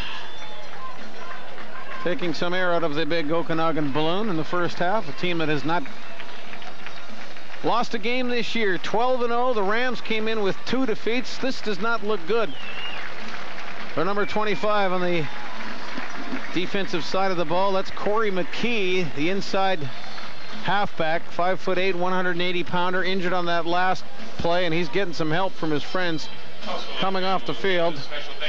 Not a whole lot of use speculating what might be wrong with him, but it's a fair guess it's something from the waist down. That's not good because they're carrying him. So anytime you get carried off, you really have to panic. I mean, you should start to wonder. I mean, I don't know. You always want to run off if you can, David. All right, first down, Okanagan. They're on the 25-yard line. Guess what? Same play. Arnold again gets outside. Another 5. Oh, big hit. Arnold keeps going. There's a flag on the play. Arnold took a serious pop and just kept on going. But let's see what the call is. By number 46, Royal Harden, penalty flag in the flag. Preliminary indication is a hold against the Okanagan. Here's the play, Dave. If it ain't broke, don't fix it. They're going to go back to it until these guys stop it. Look at the hit Toss he takes sweep. here. Big hit by number 46, Royal Harden. Hey, that's a good job by a middle linebacker to get down the line and come across and put the head across there. Good job by Arnold to keep going. Well, look at him stay on his feet. Great running backs have that balance and that ability just to keep the legs moving. However, it is all for naught. A holding penalty. Pushes the ball back to the 35-yard line, so it'll be a 1st and 20. Again, penalties hurting the Okanagan Sun. Man in motion, that's number 75, Trent Green. Again, it's a handoff. This time it's up the middle. Pickup of 5 for Dave Shirk, the big fullback. 5'11", 195-pounder. That sets up a 2nd down and 15 for the Okanagan Sun. They're running behind 6'5", 280, Dan Skurlak, and I would run behind him all day. 6'5", 280. You're going against a 5'11", actually a 6'3", 240-pound Sharon Gilmore. So it's a little bit of a weight mismatch over there. Well, on the first couple of plays, those pitches to Arnold, they obviously work going around the right side. See what they do here? It's a passing situation, 2nd and 15. Korstrom rolls out. He throws. It's intercepted. Intercepted by number 24. That's Jason Melnichenko. Big play, Regina Rams defense. The interception, and the Rams will take over about their own 35-yard line. Ouch if you're the Okanagan Sun. The momentum was in your corner, and then they had to go to the pass thanks to the penalty. So he threw an interception into zone coverage. 24, number Melnichenko was just dropping back and just threw it right to him. Tough to tell who the intended receiver there might have been. Kevin Snell, underthrown obviously. The big play by Jason Melnichenko, 5'10", 200-pound halfback, defensive halfback. Rams take over on their own 34-yard line. That is a big play. Eamon rolls to his right, looking for a receiver. There's a flag on the play. Eamon out of bounds on the 42-yard line. The flag in the backfield. It'll be a hold against the Regina Rams. Yeah, it looked like number 52 actually pulled the guy from behind when Elam came around him. So, God, you just can't give away any penalties down here on your red zone. And I feel really bad for the Sun right now because they had the opportunity to get at least a 3-point play out of 3 points out of it. Yeah, actually, that was number 50 who just tugged him just a little bit. Well, they didn't call it a number 50, Dave. I think they got Todd Krenbrink for the hold. At least that was the call. I don't know if they would have called number 50 James Schiller on that one. I don't know if that was enough, but number 53 Krenbrink, 6'7", 280-pounder. He's always the easiest guy to find. Yeah, 6'7", that's 280. right. That's right. All right, so it's a 1st down, 20 situation. Rams on their own 24. Eamon is going to throw. No, he's not. The little shuttle pass to Briltz. This play's worked well for them all day, and it's working well right here. Big gain. Gain of about 19 yards, nearly a 1st down. I think we're going to be a situation of 2nd and 1. David, why is that play working so well? What Chad has done, he's got the defense. He's basically destroyed their eyes, so they're looking at him the entire time because they don't know if he's going to throw or run, and he just hands it off underneath to number 33, Chris Britz. And that was a great run by the big fullback at 5'10", 210. He's a bowling ball out there, and he's got great speed. And that gives a big boost of emotion actually to the Rams. They look very impressive so far. Their offense is clicked well. They've mixed it up really well. 12 passes in the 1st half.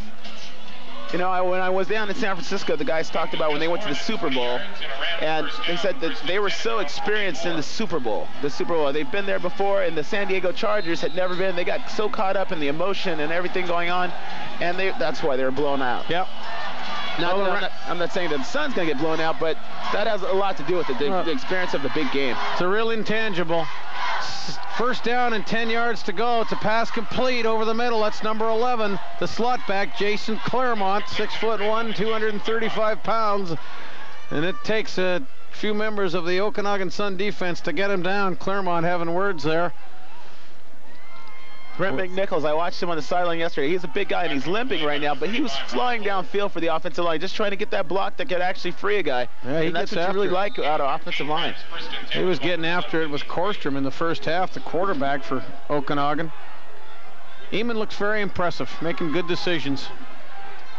Their offense looks very, very smooth. They're now in Okanagan territory. First down, the fake handoff to Nagoka. Eamon rolling to his right, looking for a receiver. He sees number 11 again. Claremont, he had it, dropped it, got popped, incomplete. It's a great hit by Folk to get that pass out of there. Well, I think Claremont probably knows that one got away from him. Pretty good throw there by Eamon. He runs back, and he's buying his line time by his rolling ability, and you gotta like that. And he's a little upset with himself after that. It's pretty cool, though. Doesn't get too excited. Chad Eamon, 5'10", 180-pounder, at the controls of this Regina offense. 8:20 left in the third quarter of the 1997 Canadian Bowl. The Rams in command with a 14-point lead. Second and 10 from the Okanagan 53. Eamon back, scrambling, can't get away. Number 36 has got him. No, he doesn't. Gets away. Finally, it's number 49 putting the finish on him. That's Chris Zimmerman with the sack. The Sun looks like they made some adjustments at halftime on defense. Their linebackers are getting back, clogging the lanes. Oh, and number 66 is down. That's your friend, Mr. Nicholas. I like that kid yesterday. I mean, he's a great-sized kid. I mean, he looks like he's a man. I mean, he's a definite man out there. But he seems to be in a bit of pain. Looks like he may have rolled his ankle. Ouch.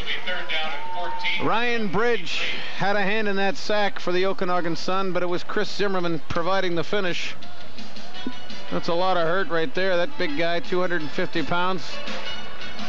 He's still got something to say to the Okanagan Sun bench as he comes off the field. He's telling them, I'll be right back. Don't you worry about it. I'll be back. Brent's got some big ears, man. He's not missing much this game at all. Whether or not he gets back into it, we'll soon see. Punting situation. And once again, Todd Pinckney, busy man today.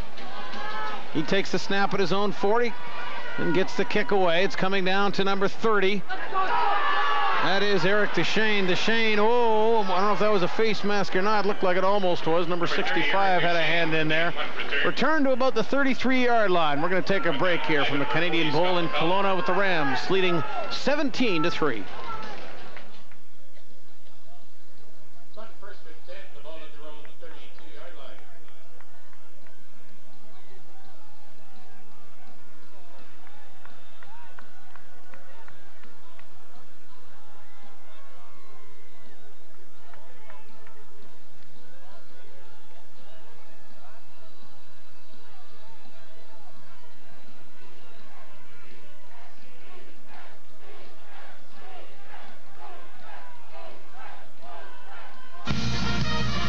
Thanks again to our friends at WestJet Airlines, our production crew's air transportation provided by WestJet Airlines. The Okanagan Sun will take over. First down on their own 32-yard line. 7:30 left, third quarter. And the Rams of Regina leading the Okanagan Sun by a score of 17-3. Greg Korstrom hands it off once again. It's Ron Arnold. David, they've done what you suggested maybe they should have done more of in the first half, and that's establish the run. They're going. Now Arnold's getting into a bit of a pushing match here with Melnichenko, the man that made the interception. Well, actually, it's number 48, the linebacker, Derek Wolbaum. Arnold would be best advised to get back into the huddle and see what he can do on another first down play. I think they got the first down. It's close. They may measure this one, actually. Arnold's run for 40 yards in the second half already. I don't know why they actually got away from the run in the first half. This looks like it's working. If that's what you have to do, that's what you have to do. Last play, just over 10 yards and a sudden first down. First and 10, their own 43. It is a first down. Okanagan Sun on their own 43. You don't change the recipe if you don't have to. Jeremy White bringing the play in from the sidelines. Greg Korstrom telling the rest of the boys what it is. And let's see what the Okanagan Sun can do from an execution standpoint from their own 43-yard line. First down. Korstrom calling signals. Fakes the handoff. He's going to throw to number 32. That's Dave Shirk coming out of the backfield. Big play for the Sun. Shirk into Regina territory, about the 51, maybe the 52-yard line. And the Okanagan Suns offense certainly has looked more impressive here in the second half. Now, that play was set up by 32. He's been leading out there. When he runs up to the line of scrimmage, he's been leading on a run. This time, instead of the run, they let him run out into the flats, and there's no one there. No one got over to cover him. So we got what do we have, a first down? First down. It is a first down on the 51 of the Regina Rams. Boy, you take away that penalty and the interception, and the Okanagan can feel pretty good about what their offense has done here in the second half. Handoff, this time it's Ron Arnold again. Another good run by Arnold. Fumbled the ball, and tough to tell from here who's got it. Regina's not getting too excited. We'll wait till they uncover their Okanagan ball. Woo. It'll be another first down, and Ron Arnold can thank somebody. Well, looks like, let me see here. The turnover bug has been really hitting them down here on the Ram side of the ball. Trent Green got to the ball just before Jared Hoover, the safety for Regina. Jeff Zimmer, boy, that's heads up by number 75. That was Jeff Zimmer, the all-star, stripping the ball. Another good run by Arnold.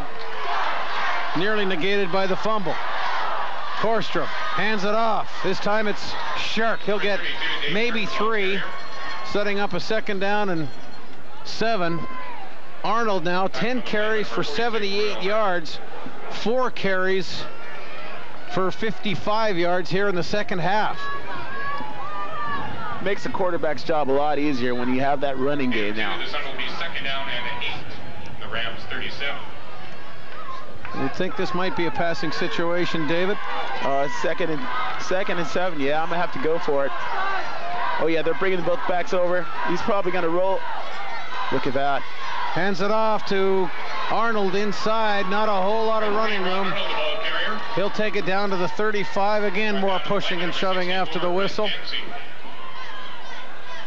What the Okanagan Sun do not need right now is a penalty. 3rd and about 5. Field goal situation. I'd look for a fake down here. They brought Big Houston in here. And they've got really there's 4 minutes left to go in this third quarter, so they can actually go for it. Well, it looks like they're not even going to try the field goal. Looks like they're going to try the punt, but again, as Dave mentioned, Terrence Houston is in there. Fake is a possibility, and I don't think they'd be fooling the Rams this time. It's going to be a punt. Korstrom gets it off. It's fielded on the 10-yard line and immediately snowed under on the return. Good coverage by the Okanagan special teams. That's Jared Hoover on the return. 17-3 Rams. We're back after the break. Number 21, Jared Hoover with the punt return. Brought down to the play by number 65.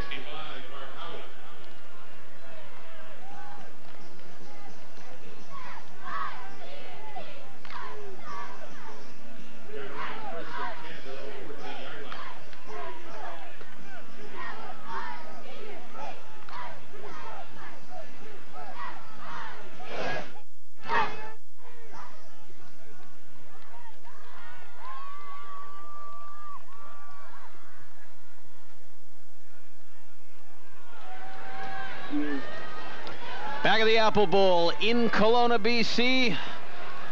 National Junior bragging rights at stake. And right now, the Rams can do a whole lot more bragging than the Okanagan Sun. As you look at the head coach, Cal Nesdoli. He's been on the staff since '91. This is his first year as a head coach, succeeding Darren Bresden. He was a member of the '88 Okanagan team that won the national championship. But right now, he's concerned about number 36 on the Regina Ram. That's a good run. Akena Nagoka with the run. That'll be a first down. You Can't give up first downs that easy. Well, they had field position, too, from a defensive standpoint, did Okanagan. Nagoka has a deceptive speed. I mean, sometimes he looks like he's just gliding in and he's taking off by past guys. Nice tackle on the play there. Number 35, Ryan Folk, doing the job. But not before. Nagoka had 17 yards and a first down. Chad Eamon, the quarterback for the Regina Rams, takes the snap. Oh, it's a fake. Number 33, Chris Briltz.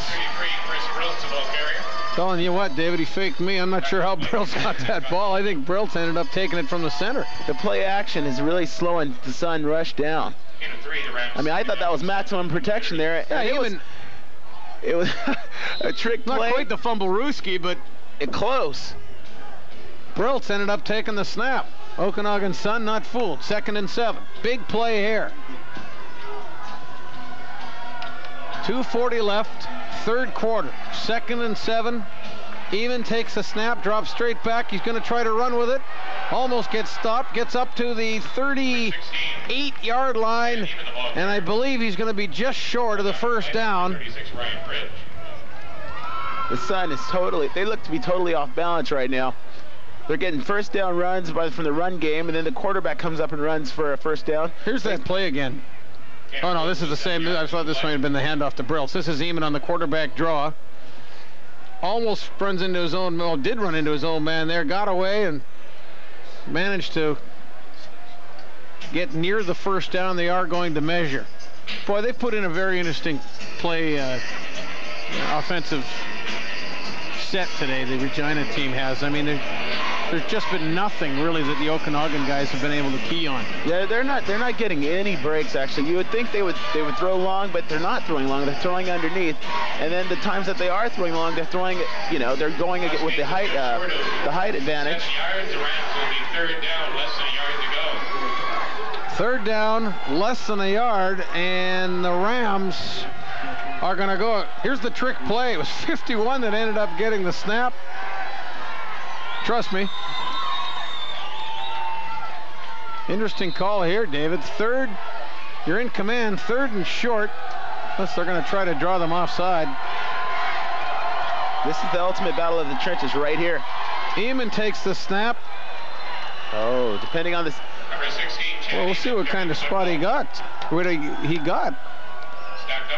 One member of the Okanagan Sun. The Sun got a good push on that one. A little celebrating.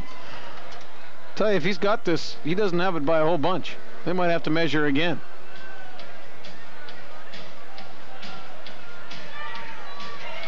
This is huge. With 2 minutes and 8 seconds left in the 3rd quarter. What a break this would be for the Okanagan Sun. What do you think of the play call? Well, that's really all you can do. You don't want to risk it by handing it too deep in the backfield to a guy just in case the Sun gets a huge push up there. Well, what about going for it in that situation when you're up 14 points and you're in your own end? He's really confident with his O-line right now, and you got to go with the flow. And great call. They got the first down. Exactly. He looks like a genius then.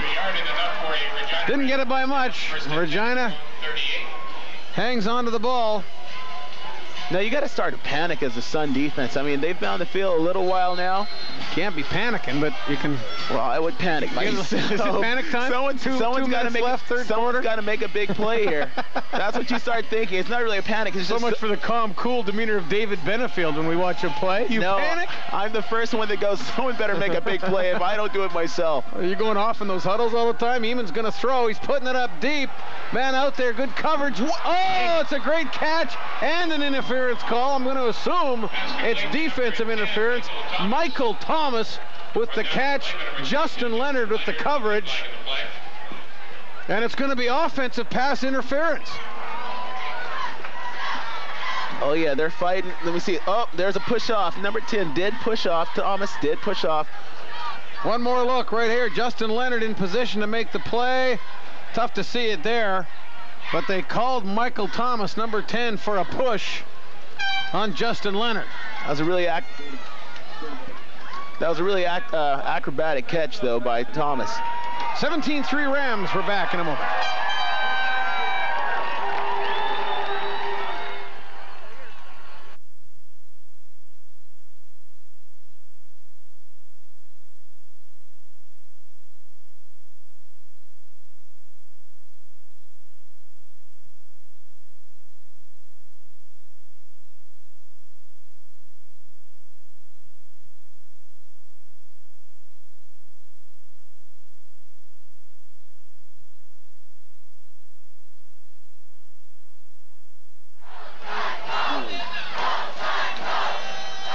Back at the Canadian Bowl in Kelowna. Barry McDonald along with David Benefield of the BC Lions. Pat Kennedy working the sidelines for us. 1:35, clock running late in the third quarter. Rams in command with a 14-point lead. They led it 17-3 at the half. It's still 17-3. They got a 1st and 25 on their own 23. Eamon hands it off to number 33, Chris Briltz. He rumbles up to about the 32, 33-yard line. Good run for Briltz. Yeah, simple draw right there out of the shotgun formation. Just to get yourself a little room to work with. You know, you don't want everyone totally knowing what you're going to do every time, so they decide to run up there. Just straight ahead. They're going Ryan Folk in on the tackle, David. Excuse me. Oh, they're going to have to make it. They're going to have to make a really big play here. Someone's got to. They've got to turn the ball over. Hopefully down here, while there's still some time. Well, in the third quarter. Benefield with his finger firmly on the panic button. Eamon's going to try Thomas again. Let's see what happens this time. It's a completion. Big play down to the Okanagan Sun 42-yard line. But guess what, David? Wiped out by penalty. We got a hold on Regina. It's coming back. The Sun has dodged another bullet. Eamon has got so much confidence in his receiver, Thomas, right now. He's just throwing it out there, and Thomas is making the great catch. Hey, that's good coverage by Justin Leonard. He just maybe didn't look back for the ball in time, but great throw by Eamon. All for naught. Holding.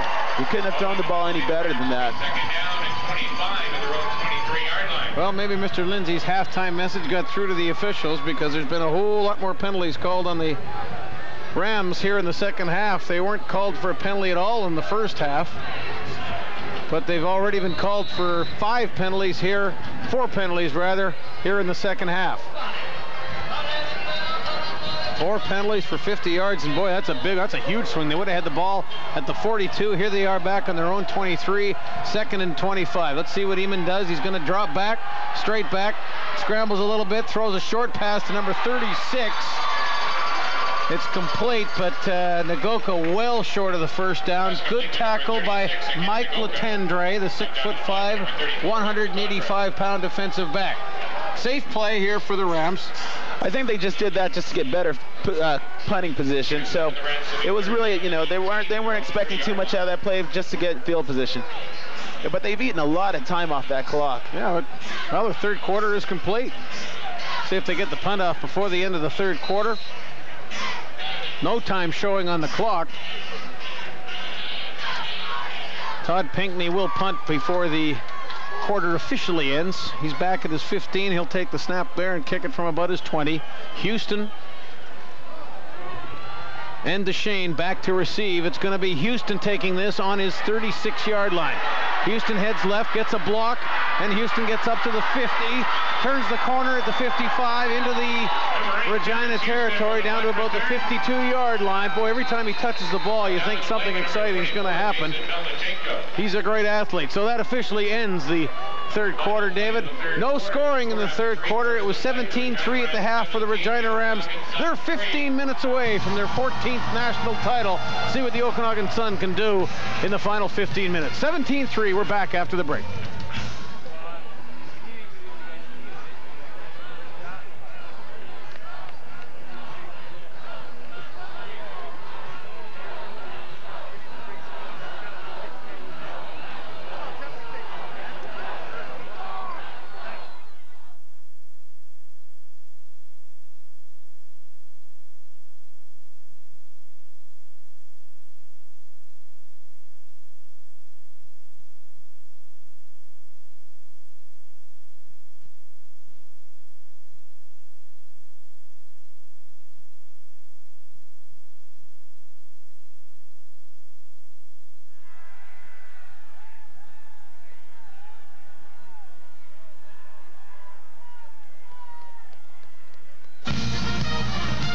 Back to Kelowna, and thanks once again to our friends at the Best Western Inn in Kelowna. They've provided the accommodation for the production crew, and apparently room number 130 is an unmitigated disaster.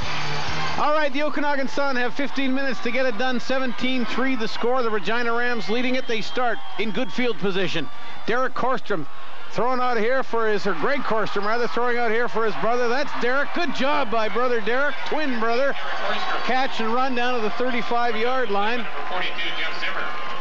How many passes have they thrown to each other over the years? Oh, no kidding, David. There it is. Quick two-step drop back. Korstrom to Korstrom. Nice move here. Great spin move. And Zimmerman over with the tackle. Jeff Zimmer. Put the good move on Mike Sirkin to cut it back, and right there. Zimmer gets over there with Craig Briere. So the Sun are on the 35-yard line. Little trouble with the execution there, but once they get the ball to that guy, Ron Arnold, anything can happen, and he makes it happen. Good job there. Ron Arnold taking it down to about the 22-yard line.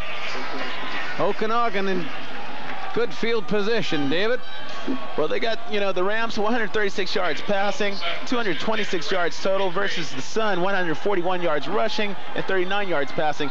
The rushing is great if you're ahead, but if you're behind, hey, that eats up a lot of your time on the clock. Penalties in that quarter, 4 of them to the Rams, but they maintained their 14-point lead. Here's Arnold trying to do something. A lot of dancing, not a whole lot of production on that play.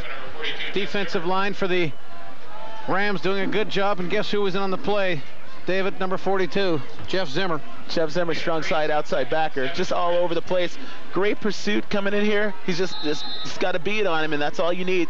Because he's got everyone else, he's shaking and baking, and everyone else is just filling all the lanes. He's got no place to run right now. Give number 58, Kieran Gilmore, credit. He really messed up the lane there. 6'3", 240-pound defensive end doing a good job. 2nd and 7, Sun. Korstrom calling the signs. Signals, drops back. He's looking for Houston over the middle. He's got Houston over the middle. Fumble. Houston fumbles the ball, and the Rams recover in the end zone. It'll be a touchback for the Regina Rams. They went to the big play guy, and just 4 guys just got over there, stripped the ball. He was fighting to make something, to get in the end zone. And Zimmer. And Jeff Zimmer doing his impersonation of a bad punter. Here it is. Great job by Houston to make the catch, but he gets popped right there, and the ball comes out. Good tackle back there. I think it was Jared Huver. Turnover Rams, and that's Houston, who's either got a broken heart or something else. He's hurting. He's more upset over the turnover. We'll go to break. 17-3 Rams leading.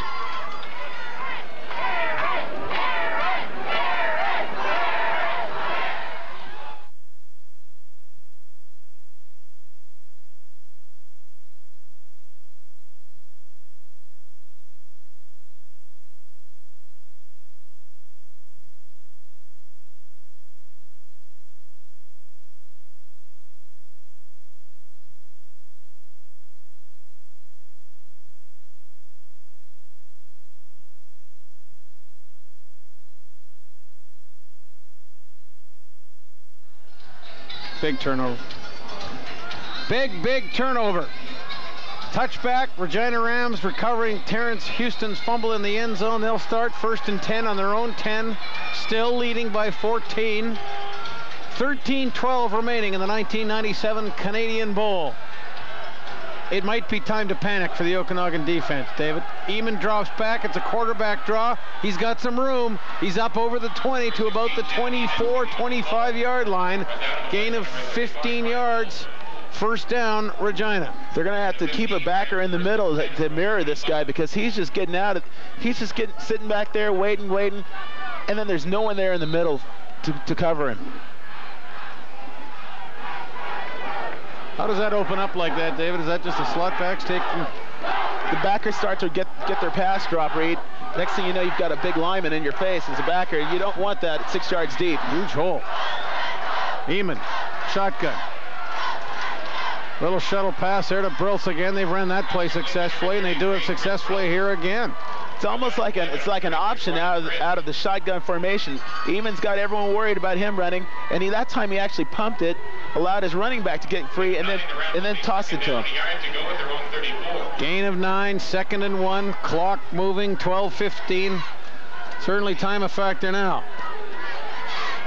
Yeah, here it is. He actually just waited, pulled 45 in, didn't pitch it too soon because 45 would have broke off his pursuit of Eamon and gone right after his running back for probably a loss on the play. Yeah, if you're Nate Krieger, man, you really want to be able to get a pop on the quarterback in that situation, but Eamon has just done a wonderful job running this offense. 2nd and 1, he'll hand it off. That's the big guy, Claremont, and I think the Okanagan Sun held him. Number 11, Casey Claremont, the ball carrier, brought down on the play by number 50, Scott Tallman. There is a penalty flag on the play. There is a flag on the play. Let's check the call just before we take a break.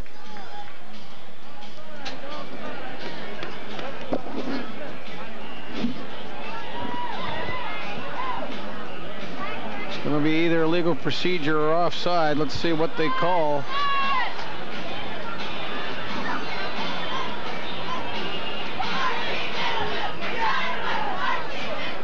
We have no flag.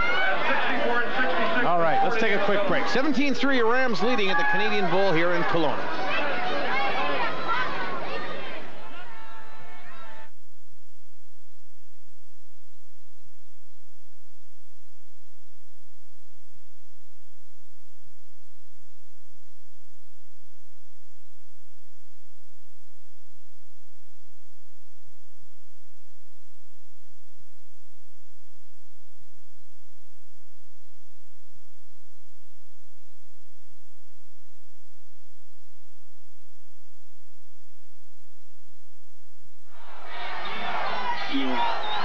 Well, we thought initially that the Okanagan Sun had held, but apparently not. Jason Claremont's forward point of where he advanced the ball to, good enough for the first down. Big first down as the clock keeps running. 11:40 left to play. Rams leading 17-3. The Okanagan Sun really in need of a turnover or something to get themselves back in this game. It's a handoff to Nagoka. He's hit by number 26. Nice job there. That's a DB that really comes in there head first, gets his head in there. Phil Schnell doing the job there for he just takes on the lineman. Well, he actually avoided the lineman and just went for the ball. That's a great play by a DB with a big offensive lineman in your face. Yeah, Todd Krenbrink was trying to get to him, but Schnell got the Nagoka before Krenbrink could have any say in it. 6'7", 280 pounds coming at you isn't a good thing. Takes you a little while to get there, too. 2nd and 8. This is a big play. Eamon is dropping straight back to pass. Good rush. And he's sacked by number 50. That is Scott Tallman, the very talented nose tackle, 5'10", 250-pounder who's had an outstanding season. They haven't called his number a whole bunch today. They've done a pretty good job on him. But boy, when the Okanagan Sun needed a big play, they got one from Scott Tallman. You need a guy that's part crazy and very fast, very strong at the nose. We have a guy, Dave Chaters. You need guys like that. And that's what makes a 3-4 go. Just get in there and make a big play. 10:14 left to play. We'll be back after the break. For $2,525.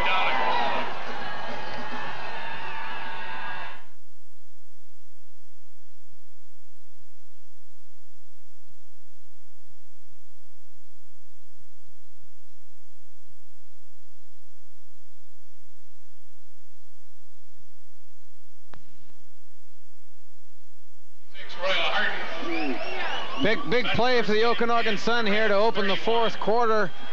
A punt return. Check your 50-50. As you see the replay here, this is the punt by Todd Pinckney.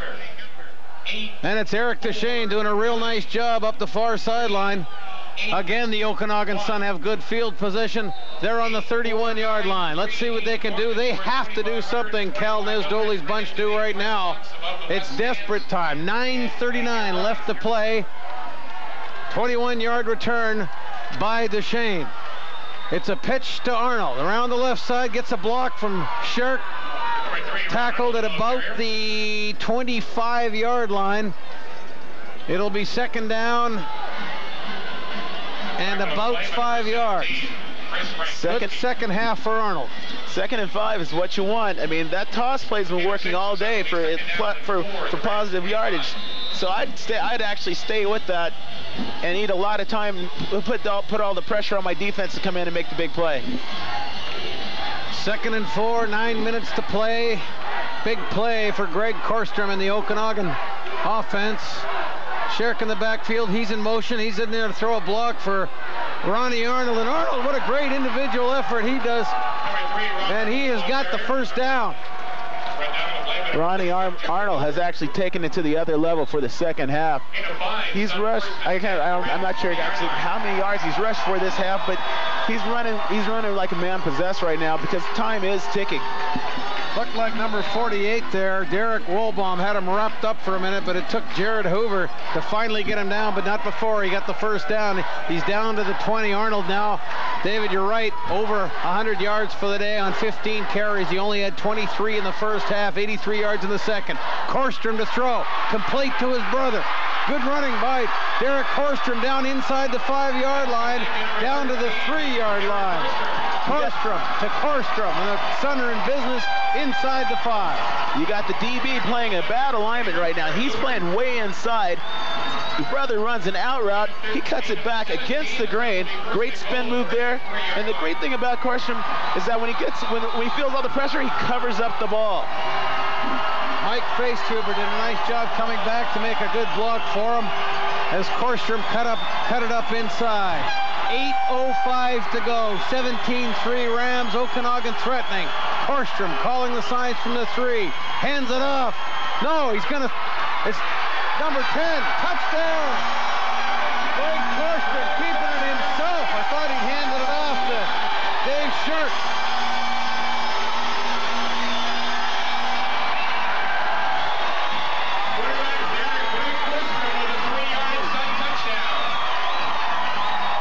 Well, if I was a linebacker on that play, I would have been fooled.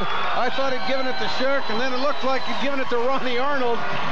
But evidently, I wasn't the only one fooled. Number 10, Greg Korstrom taking it in for the touchdown. Finally, the Okanagan Sun get into the end zone of the Regina Rams. And we've got ourselves a interesting finish coming up, David, with less than 8 minutes to go. Point after crucial.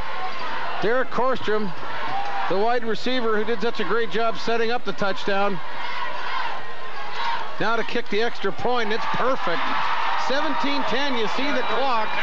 7:55 left to play. Hang on, folks, we're coming right back. A touchdown separating the 2 best teams in the nation.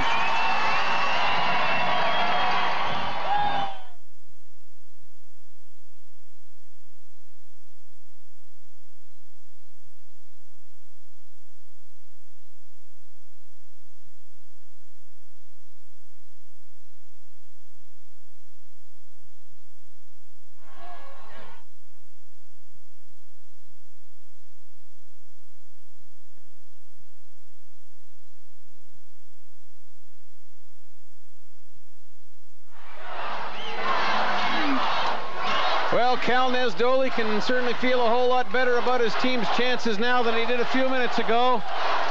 His players trying to get this capacity plus crowd going, and they're going. We've got nearly 5,000 here at the Apple Bowl to watch the National Junior Final between the Rams and the Okanagan Sun, and boy, it's been a good game. Regina dominating for the most part through 3 quarters, but now the Okanagan Sun have put 7 points on the board. It's a 17-10 ball game, and number 7, Justin Miller, is about to kick it off. Nagoka back to receive, along with number 26, Chris Ashman. If you let any high-powered team hang around long enough, they will come back to get you. Good kick by Ashman. He's pumped up. Nagoka will take it inside his 5-yard line. He's up to the 15, the 20, the 25, where he's tackled at about the 28-yard line. Number 42 making the hit for the Okanagan Sun. That is Doug Banker doing a nice job on special teams. Now it's up to the Okanagan Sun defense, David. The Rams have been holding the ball, trying to eat away at the clock. Eamon's probably going to start dropping back, passing a little bit. That play action will definitely come into effect right now in the fourth, late in the fourth. There you see the Okanagan Sun sideline. They are stoked right now, but Chad Eamon's going to try to silence the sellout crowd here at the Apple Bowl. He pitches to Nagoka. He's to the 25, or the 35, to the 30, I should say, and up to about the 33-yard line. I'm so excited I can't read the yard markers. It'll be second down and about 7 yards for the first down. 2nd and 6, they call it. That was tackled by Ryan Fulk, DB. Just coming across, following the play. Great pursuit. Nearly forced a fumble there. Nagoka hung on to the ball. Big play here. It's getting a little redundant. They're all big at this point of the game. It's a 7-point game. 17-10 Rams. We've got 6:50 left to play in the 4th quarter. Eamon drops back. He's going to throw, or he's going to try to throws it over the middle. Incomplete. Pass intended for Michael Leeson, the 6'4", 210-pound slot back, throwing a little bit behind him. I think it was catchable, David. They were working on a receiver screen. The receiver's going to come underneath. They're going to let the defensive line get upfield and the backers get upfield, and then they just drop it off. Only problem is he didn't hold on to it. He had a lot of company. Even if he caught the ball, I don't know if he was going to go very far. Number 45 there doing a nice job defensively. That was Nate Krieger applying the pressure, the 6'3", 240-pound defensive end. So it's a punting situation. Todd Pinckney standing inside his own 20. It'll be Houston, and it'll be number 30 back to receive. That is number 30, Eric Deshane, but it's Houston on the 35. He goes to his left a couple of steps. He's up to the 40, breaks a tackle. He's up to the 45. He's at midfield. He's inside Regina territory, down to the 38-yard line. Terrence Houston. Boy, what a day he's had. You could feel the crowd's breath. Just all of a sudden, they just held their breath. Every time he touches the ball, you think something can happen. We're going to take a break. 6:13 to go. 17-10. Rams leading the Canadian Bowl.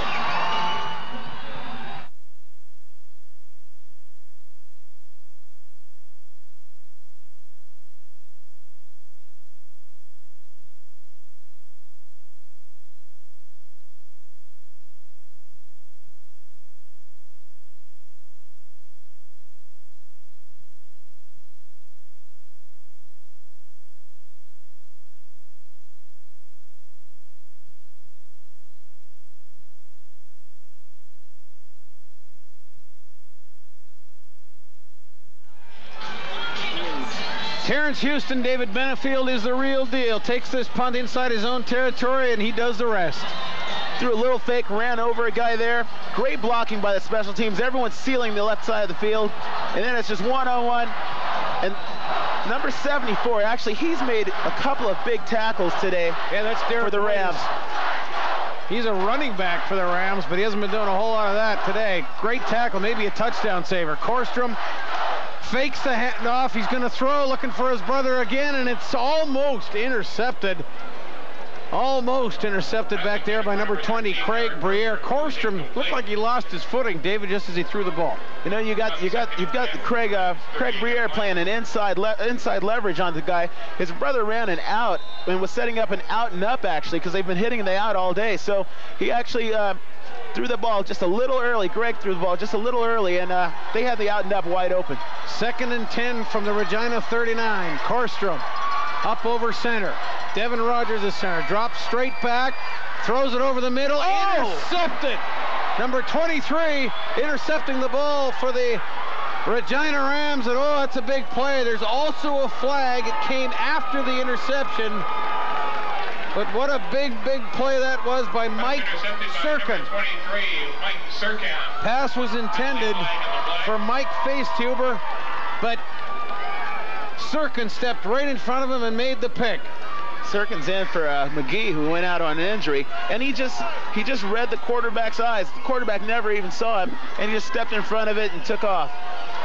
Big play, big play for the Regina Rams with 5:21 to go. They have the ball and the lead. We'll be back after the break. After the interception, illegal block.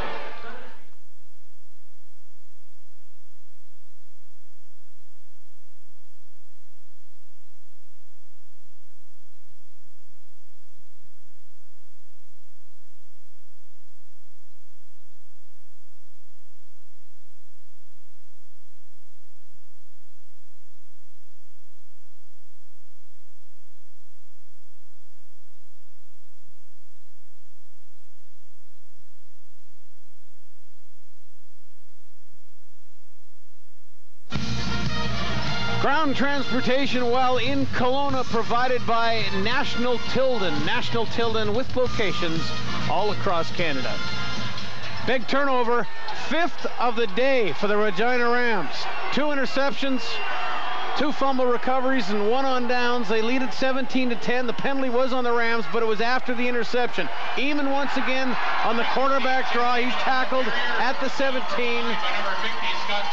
Number 50, Scott Tolman, the big nose guard, making the tackle, and Tolman has had a great second half, David. Well, you know what they're banking on is that the sun is so ready to get upfield that they've got the draw open for them, and that was a good play by Tolman to wait, get upfield a little bit, and then come back underneath after he read the draw. It would be a tad redundant to suggest that this is a big play, but I'll do it anyway. Big play, 2nd and 7, 4:33 left to go. It's 17-10 for the Regina Rams. Chad Eamon up over center, takes the snap, drops back, looking for a receiver. He's got some company back there, and he's sacked by number 45. Big play. Nate Krieger sacking Eamon. Just what the Okanagan Sun defense needed. Boy, has that defense really gotten it done when they've needed them the most. They got a blanket coverage on all the receivers. Number 50 gets upfield. Tillman scares him, moves Eamon out of the pocket, and all of a sudden you got number 45 just come over and clean up. Yeah, Tolman's done a heck of a job in this second half, so the whole defensive line has done a great job. They've got to the quarterback, and there it is, number 45 getting his lunch right there. Nate Krieger, all 6'3", 240 pounds of them. Hey, the Okanagan Sun, David, playing with a little bit of panic in their game, and now Pinckney has to punt from his own end zone. There's nothing wrong with playing with panic, just as long as you remember what you got to do. High, but he gets the kickoff. It's a good kick. It's coming to Deshane on the Ram 48, up to the 45, gets inside the 40. They'll probably spot it at about the 39-yard line. With 3:24 to go, that man right there has given the Okanagan Sun everything they could ask for. Great field position and a 1st and 10 with 3:24 remaining. It's just what you want in your national title. A great game. It's close. It's exciting. 2 outstanding programs. The Okanagan Sun 12-0 on the season. 10-0 during the regular season. They won both of their playoff games to advance here. The Rams lost twice during the regular season to Saskatoon, but when it mattered the most, they beat the Hilltops, then beat Windsor to advance here. They get the ball in the hands of Terrence Houston on a reverse. Little shake, little bake. He's inside the 35, stopped by a host of tacklers down around the 31-yard line. A gain of 7, maybe 8. Now we're going to be looking at a huge 2nd and 2 or 3 for the Okanagan Sun. David? When the game's on hand, you want to give the ball to the man, and they're giving the ball to Houston. And right now, if anything, take it upfield and get out of bounds. Save all the time you possibly can on the clock. Go back to your money plays, the pitch, the sweep toss, things like that. It's a 2nd and 3. 2:54 remaining. Clock starts. Horstrom up over the ball. Shirk and Arnold in the backfield. It'll be Arnold taking the handoff. He gets popped right at about the 30-yard line. He is short of the 1st down. There's not much doubt about that. It's just by how much he's short. Zimmer, surprise, surprise, in on the tackle. Big Jeff just stepped in there, filled the hole. You see him, and that's how you bring your feet with you, you bring your butt, and you just drive through. Some guys stop their feet. You stop your feet, the running back can still get the extra yard that he needs. But Jeff just brought his feet, brought his whole body with him, and made a great play in the hole. Brent Dancy in on the tackle as well, but it was really Zimmer who packed the punch there. You see why he was named the Outstanding Junior Defensive Player of the Year at the awards ceremony last night. You heard from him at halftime. Huge play, 3rd and 1. It's a pitch out to Arnold. He's around the left side. He's got the 1st down and more. He's going to go.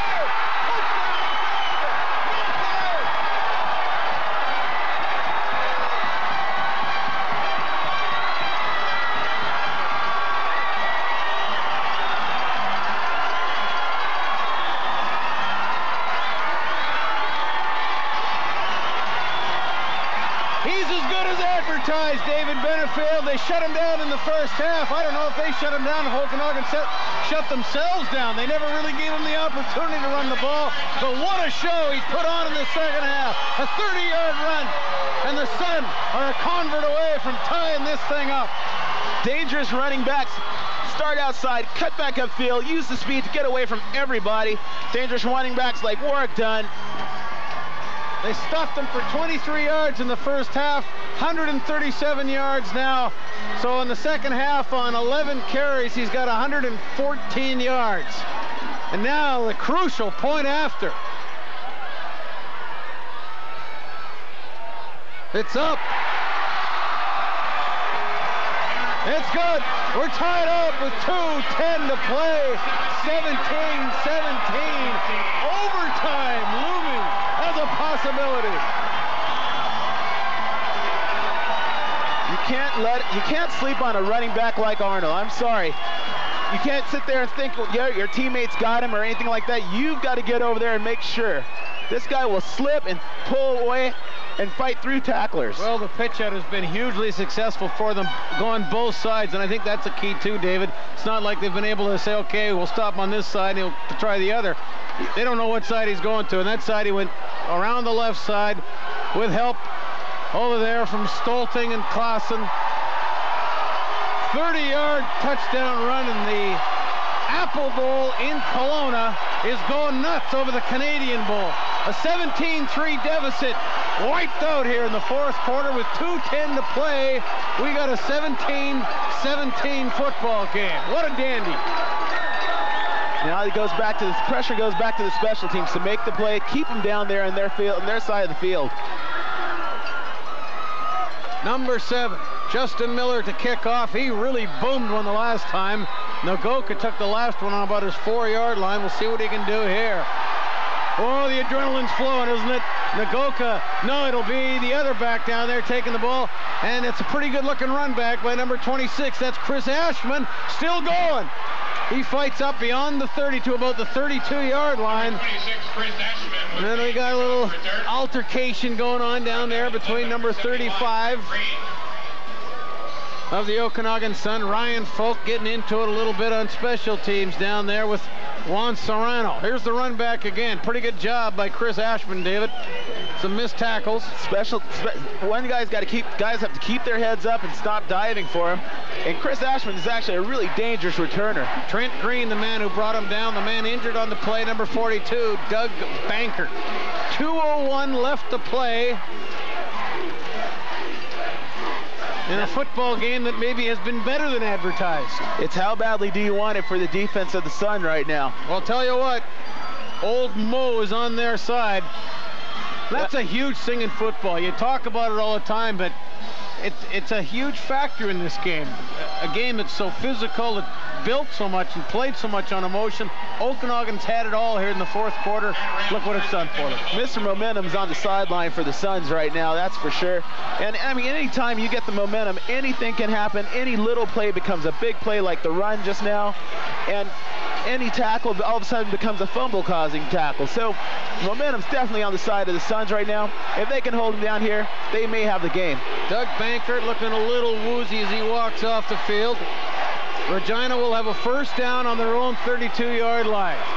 The 350 or 400 people from Regina, or at least from Saskatchewan that came for the game, drowned out right now by the 4,500 or so that are going for the hometown Okanagan Sun. Great game. Eamon takes the snap, rolls to his right, looking for a receiver. Good coverage, throws it over the middle. Oh, number 36 for the Okanagan Sun had a chance to make the interception. It was right in the midst of Ryan Bridge. He couldn't believe his good fortune. Oh, that was right in the hands. Hey, never saw him. You get an interception, you get a new girlfriend, you get your name on the cover of the newspaper. You got it all.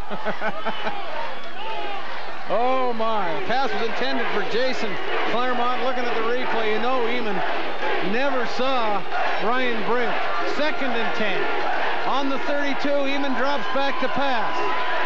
Good coverage again, throws short, incomplete. This place is going nuts, David. Special teams now. Once again, it's on the special teams. Big punt right here, and you hold them. You've got a chance to maybe hold their offense down there on their side of the ball. But you've got two dangerous returners back there. I don't know. It's up to the Rams special teams right now. $1.50 left to play in regulation. You see Eamon right through there. I say regulation because overtime is looming as a distinct possibility. 17-17.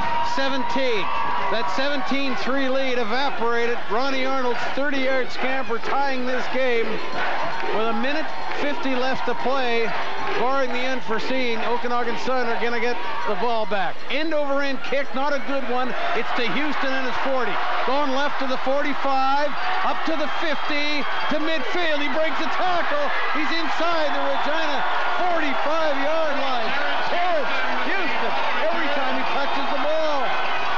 Big players play big in big games, and he's definitely the big guy right now. Oh my, he has atoned for a turnover here in the second half. He was just heartbroken after that fumble inside the 5-yard line. At that point, it really didn't look very good for the Okanagan Sun, but they've come back. Good tackle there by number 74, Derek Woitis, a force on special teams for Regina. But boy, a good run back for Houston. Well, the Rams went to maximum protection, and that sometimes that doesn't allow you to get your guys downfield as fast as you need. Ronnie Arnold running a little tentatively over the left side, looking for something to open up. It didn't. Good defense, Regina. The ball's on the 40-yard line, a gain of 2, 2nd and 8.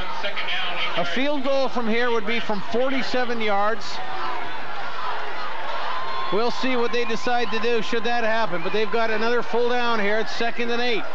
Passing situation, Okanagan has run the ball very successfully this half. Cal Nesdoli, in his first year as the Okanagan Sun head coach, leading the team to a 12-0 record. Former player. Korstrom drops back. Oh, he's sacked. Big play, number 64. That is Brent Dancy, who at an undersized 5'11", 200 pounds has been a force. He's the best pass rusher out here today, and I'm really impressed with his speed for his size. Once again, though, they were looking for the out. They were looking for the out route because that corner is still sitting inside, so they were probably going to run the out on this one. And they're actually lucky they got that ball back. Korstrom hurt on that play. He's down on one knee. Yeah. Greg Korstrom, the quarterback for the Okanagan, he's down. Looks like he's holding his left wrist.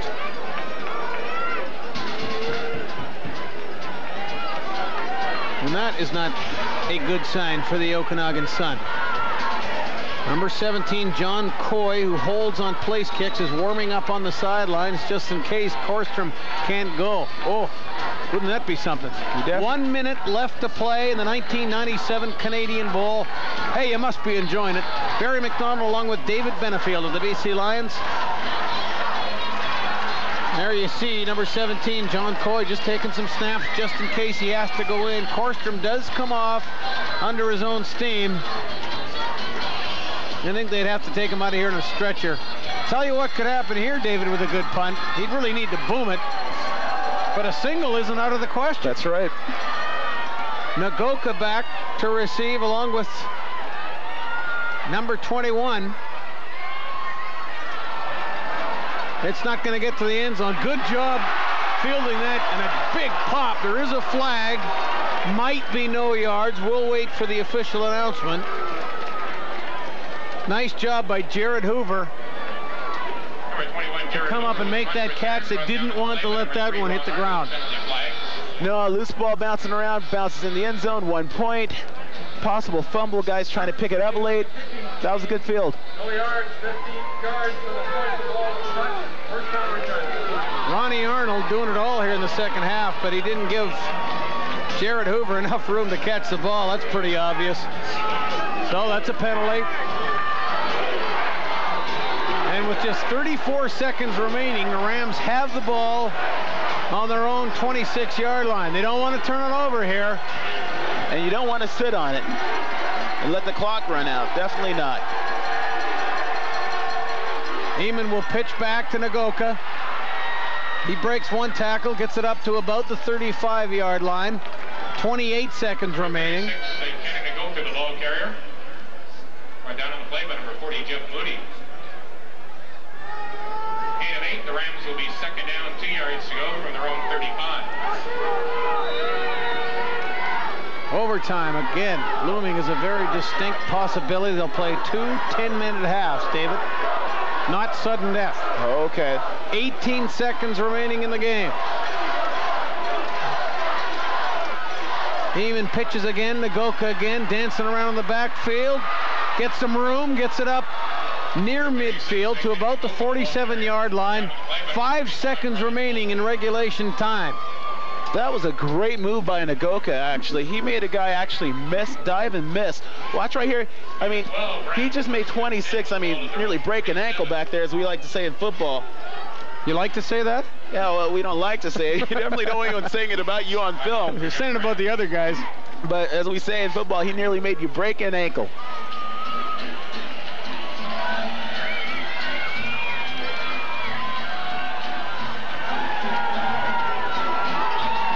He's out there with the number 26, actually. Number 26 is out there with a clubbed hand anyway. Frank McChrystal, a very successful head coach of the Regina Rams, has seen his team squander a 17-3 fourth quarter lead.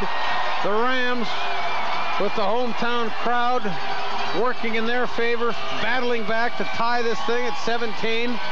Overtime likely. 5 seconds left. The Rams have the ball on their own 47-yard line, and barring a miracle, we're working overtime, David. How much do we get paid for that? I was about to tell you about that.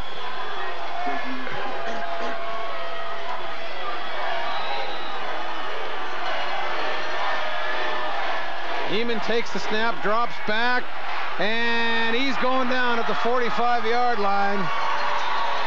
And we're going to overtime. Number 45 making the play for the Okanagan Sun defense, Nate Krieger. And what a fourth quarter he and the D-line has had. We are going to overtime in the 1997 Canadian Bowl at the Apple Bowl in Kelowna. The Regina Rams 17, the Okanagan Sun 17. Stay with us. We're coming back.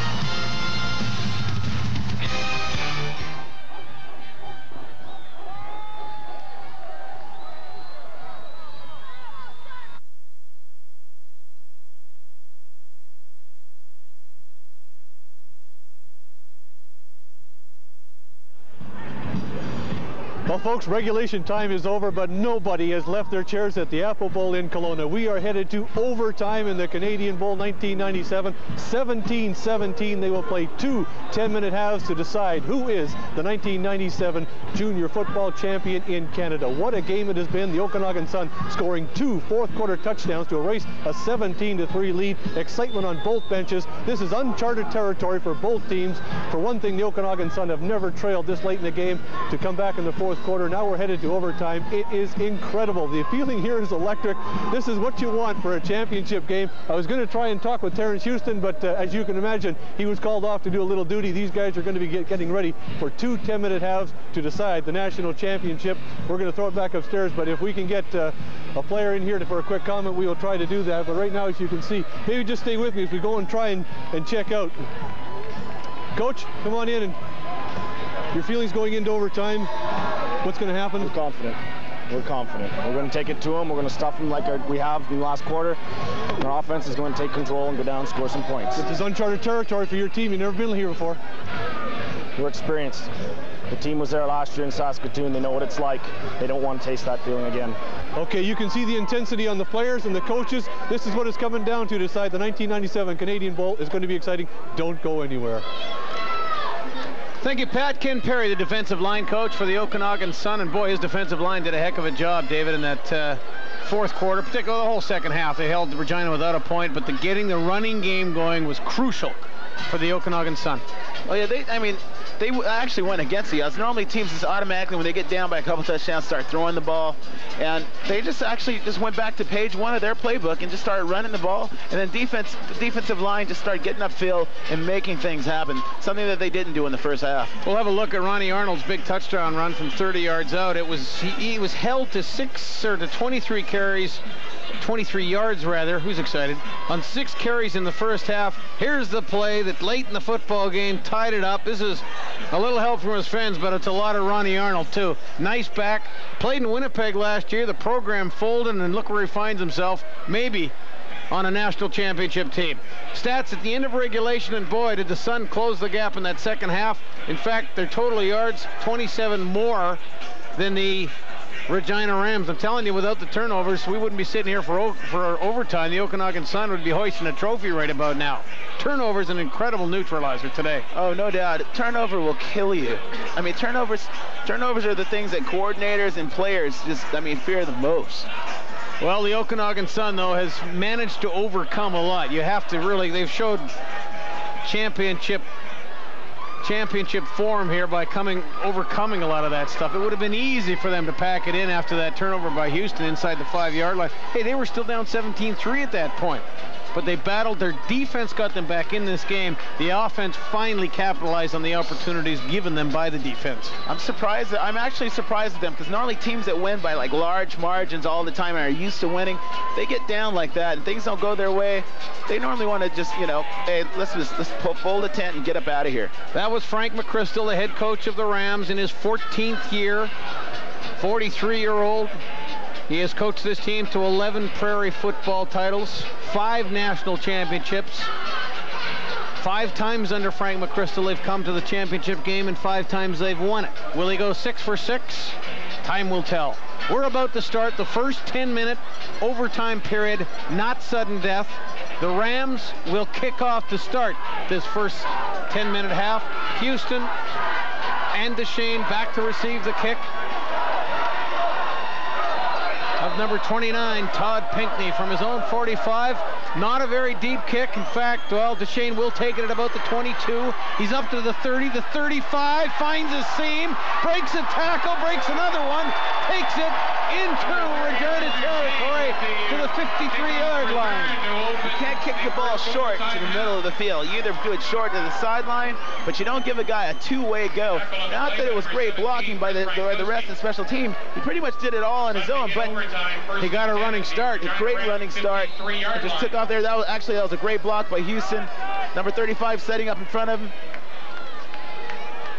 And it took the kicker, Pinckney, to get a hand in there. 36-yard return for DeShane. Boy, the special teams for Okanagan really played a hand in this game, David. You can't win a championship without a great special team. Right up the gut. That's Shirk. Shirk is running with authority. Did you see him hit number 46? Oh, he runs hard, doesn't he? Normally it's the linebacker that's giving it to the back, but this time it was the fullback, Shirk, giving it to Royal Harden. 6-yard gain for Shirk. 2nd and 4 from the 46-yard line of the Regina Rams. We're in overtime. 17-17. It's the Canadian Bowl. It goes to the best junior football team in Canada. It's a pitch out to Ronnie Arnold, and he's got some room again. He's around the right side. Look at him go down inside the 25-yard line. Ronnie Arnold showing why he is named the top offensive player in the country here last night in Kelowna at the annual awards banquet. The Sun is using its threats. I mean, they've got Houston out there looking like he may go off for a pass, but instead he comes down and cracks on one of the linebackers. And Ronnie Arnold just uses his speed. 24. Take it outside. Excuse me, David. 24-yard run tackled there by number 46. For the Regina Rams. Number 32, Dave Shirk, the ball. Royal Harden making the tackle on that previous play. Shirk getting the ball there. Play by number 54, Chad Zipchen. Zipchen. A 5'11", 270-pound load who plays defensive tackle for the Rams. That's what you don't want getting underneath your pads at 5'11", 270. 164 yards rushing for Ronnie Arnold, the 5'8", 175-pound scooter in the backfield. He's out of the backfield. It'll be Korstrom dropping back to pass, looking to his left, throwing. It's picked off.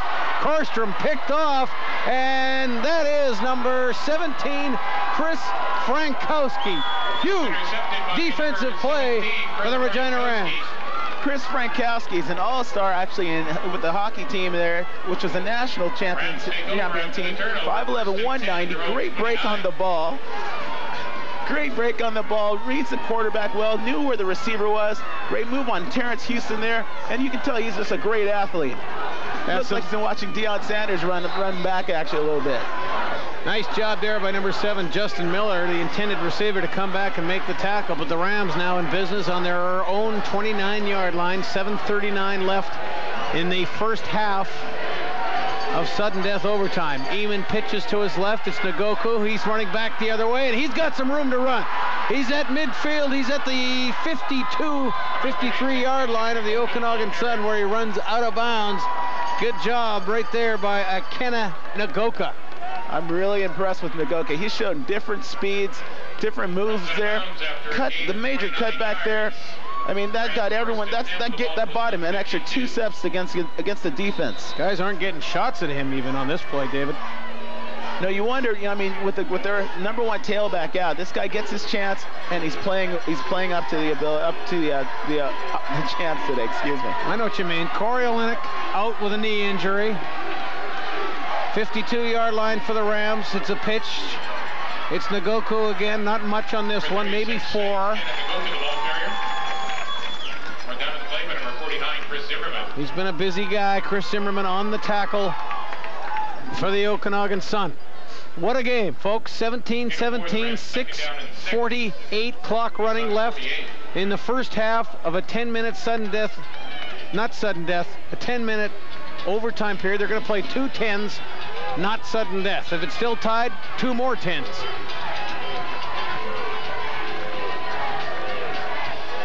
Eamon drops back to pass, looking over the middle. He's got a receiver. That's number 71, one of his favorite targets, the slot back, Michael Leeson. It'll be a first down, yes, a first down, Rams at the Okanagan 41. Boy, the turnovers today have really hurt the Okanagan Sun. 6 of them, 3 interceptions. Eamon here with the completion just before he gets a visit. That's a great play. You bring the receiver, send everyone upfield. You bring your number 1 receiver underneath. The zone has been vacated, and he just tosses the ball. They tried that early in the first half, and he dropped it. He was actually thrown behind him. Eric Deshane with the tackle. First down on the 40-yard line. Eamon hands it off to Nagoku. Back to the line of scrimmage and then some. He gets outside. He's down to the 25, inside the 25, down to the 23-yard line. And just as Arnold's been doing a job for the Okanagan Sun, Ikena Nagoka has been doing a job for the Regina Rams. Nagoka's got the quick feed. He runs outside, and he actually breaks 34 down to the ground there. Michael Isandre, he's one of the best hitters on the team, so that tells you what type of talent there is out there on the field today.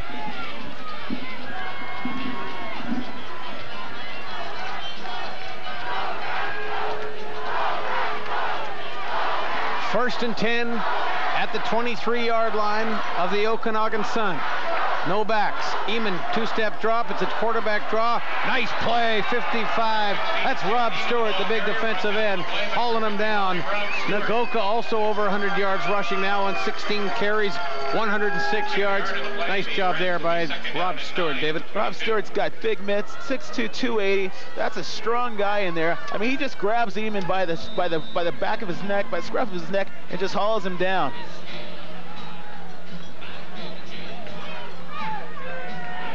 Tell you, it's interesting. On the season, Nagoku, who's over 100 yards, wasn't even in the top 3 rushers for the Regina Rams.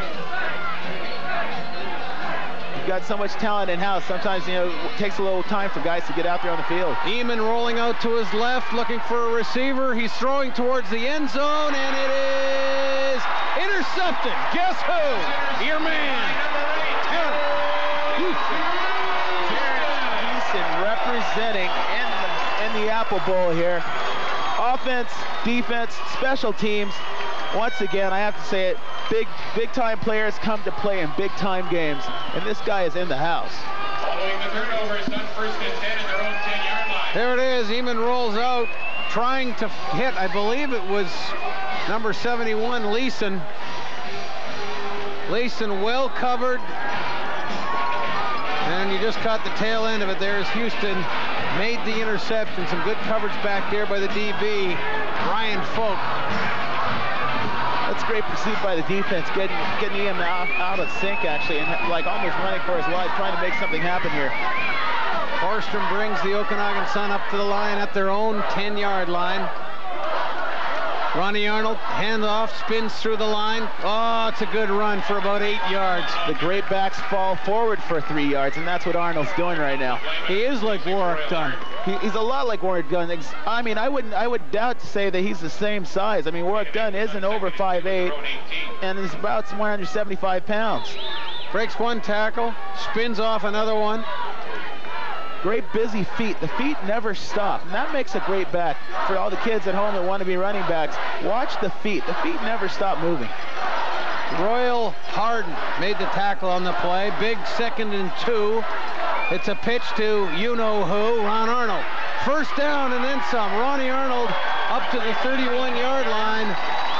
The Okanagan Sun really making a statement since the 4th quarter of this game, overcoming that 17-3 deficit. Run it till it stops. I mean, he's got great blocking out in front of him. The hard cut right there, and then it was almost like an acceleration for a moment. He accelerated away from one of the tacklers. Melnichenko and Harden in on the tackle. This drive started at the 10-yard line after the interception by Terrence Houston. Forsstrom takes the snap, pitches to Arnold. He's at the 35, the 40, he's at the 50-yard line, up near the 53, almost at midfield. My goodness, what a second half he has had. What's not looking good right now is Jeff Zimmer's down, and that's not one person you want in this time of the game to be going down. Well, Zimmer was nicked already coming into this game. Here's the replay. 1st and 10 with the ball at their own 54. Zimmer makes the tackle. I almost hope to say I think he'll be all right. It didn't look like anything got too twisted underneath there in a tackle, but I can't be sure, but I hope he'll be okay. You know, that was a bit of an option they ran that time.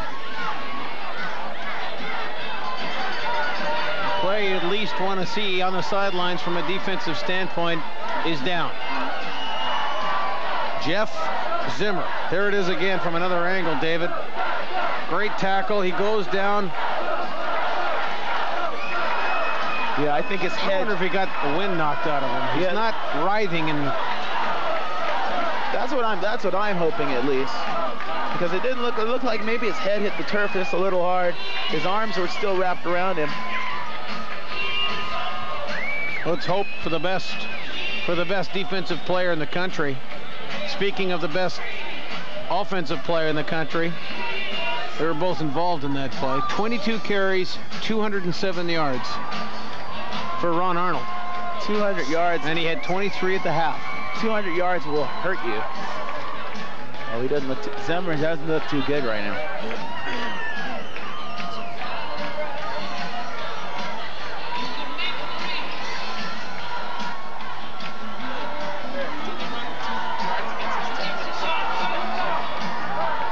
17-17. We've got 3:14 left in the first half of overtime. We'll be back to the Canadian Bowl in Kelowna after this break.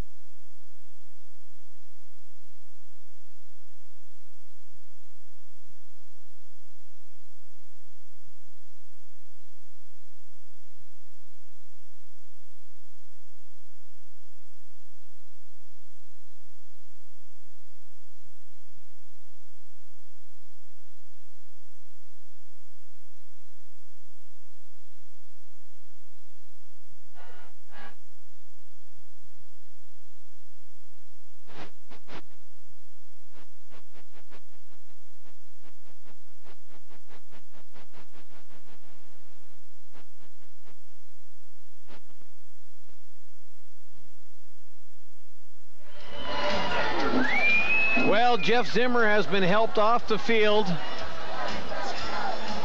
for the Regina Rams.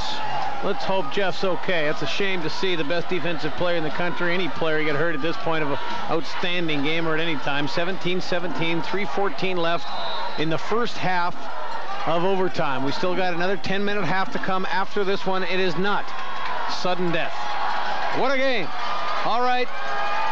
The Okanagan Sun started this drive after an interception on their own 10-yard line. They've moved the ball 44 yards. This is Shirk taking the pitch out, makes a nice cut, and he takes it inside, I believe, the 50-yard line of the Regina Rams. Pickup of about 8.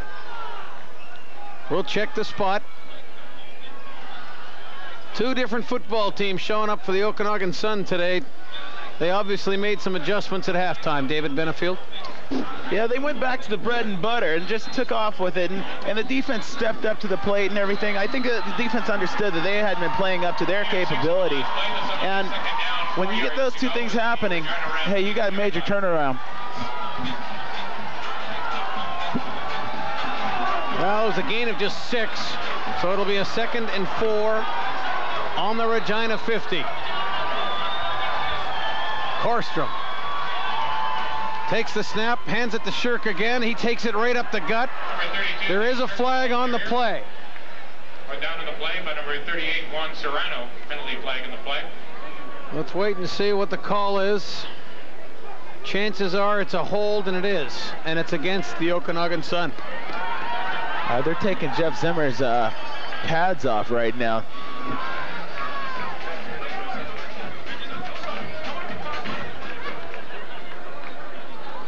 Number 51, Kelowna, holding the 4 yards per gain. 10-yard penalty, Regina down.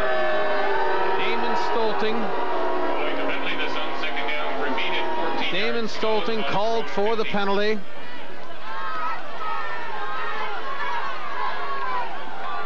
Let's go to Pat Kennedy and get an update on Mr. Zimmer. Pat?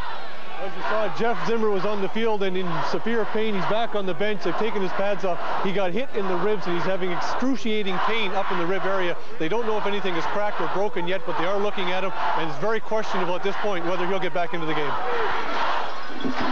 All right, Pat Kennedy, thank you very much for that report. Bad news for the Regina Rams. 2nd and 14, Okanagan. Korstrom's going to drop back. He's going to try to pass. He's got a whole lot of company, and he's going to go down on his own 50, 51-yard line. So the Okanagan Sun will be in a punting situation.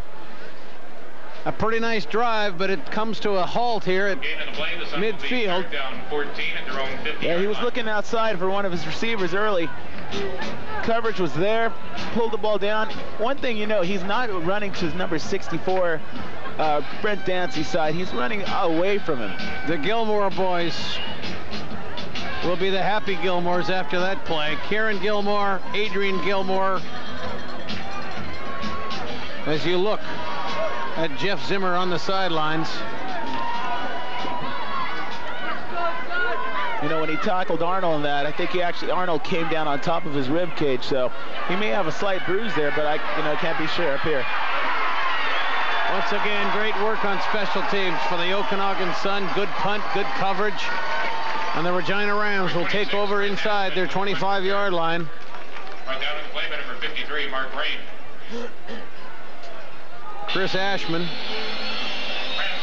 Diddling and doodling, but not going very far. Special team guys, they never get any recognition. I mean, it's just like if you make the tackle, fine. If you just push them in with someone else making a tackle, fine. But special teams for the Sun, they're doing a great job. Kind of like working on the O-line, isn't it, David?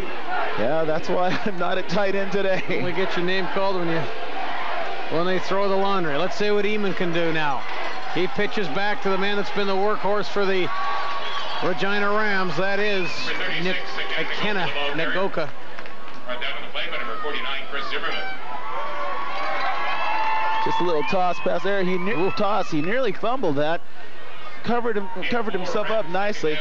But see, when you nearly fumble, sometimes that slows your feet down. You start to worry about everything else.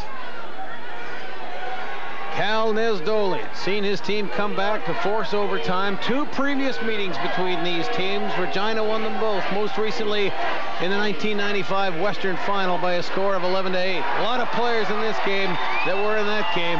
Big play, number 40, Jeff Moody, the rover on that Okanagan Sun defense. And they, Regina Rams are going to be forced to kick again. Now the defenses are taking over, David. Jeff Moody, rover, middle backer, actually comes over and puts a big lick on guys. You can always tell when a guy makes a big lick, gets the hands up, lets everyone know, he made the hit. 2 and out for the Rams. These are going to be two awfully tired teams. What do you think of 2 10-minute overtime periods as opposed to just one, say 1:15 sudden death? Just 1 10-minute would be fine. Or just sudden death. Or sudden death, exactly. Except I don't like that, the coin toss. I hate for it all to come down just That's true, and that's probably why they give both teams a chance the way they do. Houston's going to get a chance to return this one. He's already in midfield, into the 50, inside the 50, down to the 45, still going. Every time he touches the ball, something good happens for the Okanagan Sun, save the 1 turnover he had that was almost crucial. That time he showed that he's not just a fast guy, but a strong guy by moving the crowd the way he did. Takes it on his 48, gets to midfield quickly, inside the Ram 50, and he just isn't going to be coming down real easily. Yeah, it just moves the crowd there. Number 74, the little demon on special teams, Derek Waitis, again in on the tackle. But good field position for the Okanagan Sun with 1:03 minutes left in the first 10-minute overtime period. Korstrom hands off to Shirk, up the middle, inside the 40, down to about the 38. Number 32, Dave Shirk, gain of 5, maybe 6 yards. We'll call it 2nd and 4.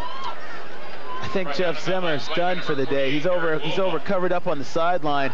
I don't think he's coming back. So the team from Regina, they've always just been a team without very many stars, and they play as a team. So we'll see if they step it up for Jeff being out of the game. 2nd and 5 on the 38-yard line of the Regina Rams. It's a pitch to Ronnie Arnold. 2 guys over there to meet him. Lots of trouble. And number 17 finally, looked like Chris Frankowski had him, but Arnold still managed to scoot forward to about the 36-yard line. Now what do you do? I am really impressed with Arnold. He's got two players right in front of him, cutting him off. Almost goes down. Nearly goes down, and still gets outside of the contain and gets upfield for positive yardage. Jason Melnichenko swung and completely missed at him, and that's no... Look at Jason's got him right there. That's a heck of a run. Bad wrap up there, and then he just keeps the feet moving and keeps going. One of the better 3-yard runs you're ever going to see. Jared Hoover finally bringing him down. That's a lot of work for 3 yards. I think it's better just to run upfield as a defensive player for 3 yards. Excuse me, David. Derek Korstrom is going to try a field goal from 44 yards out. The holder is a quarterback, we should tell you. John Coy. It is 3rd and 3. Let's see what happens. Here's the snap. It's a good one. The hold, the kick. It is long enough. It is wide. And running it out of the end zone is number 21 for the Regina Rams, and he's still going. He's up to midfield, and finally he's tackled by number 40, Jeff Moody. What a run by Jared Hoover. A couple of huge plays for Hoover. Stops Arnold on that 2nd down play and then returns the missed field goal. You never know who's going to step up.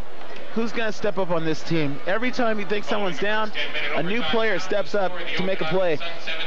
I mean, all he really had to do was to sit down right there, but look, he sees something outside and he goes for it. Arnold, he gives Arnold a taste of his own medicine by juking him. And then we got great blocking upfield. Bill Dancy sitting there, gives a block. And that's great when you see your defensive starters making plays on special teams, because they're just not giving up. Well, we're now into the 2nd 10-minute overtime period. We will be back to Kelowna with the 2nd 10-minute overtime in the National Junior Final. It's the Canadian Bowl, and it's a dandy, folks. 17-17. Stay with us. We're coming right back.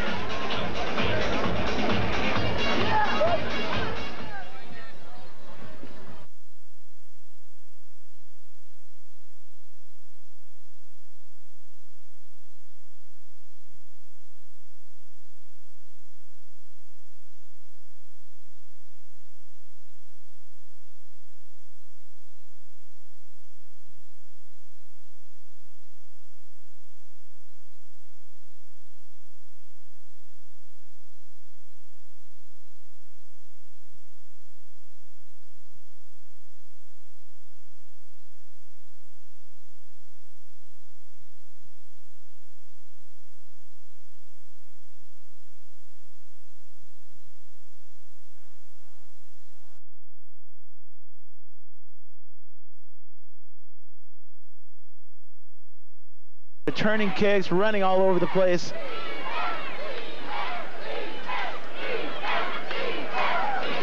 ...194 yards rushing for them, so I think he's kind of tired.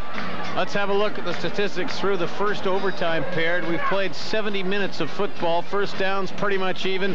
Passing yardage favors the Rams, but look at the rushing total. The Okanagan Sun, their star tailback, running back, Ron Arnold, held to 23 yards in the first half, but through the first 10-minute overtime, they now have 297 yards rushing, 393 yards total offense for the Sun to 347 for the Rams. But the real telling stat there, and the reason we're still in overtime, the 6 Okanagan Sun turnovers. You can't give that many turnovers and expect to win a game, but they're definitely trying to fight their way out of it right now. Nagoka runs off the field, limps off the field. We'll see if he can come back. It looks like a cramp, but we'll try and find out. Chad Eamon back to pass.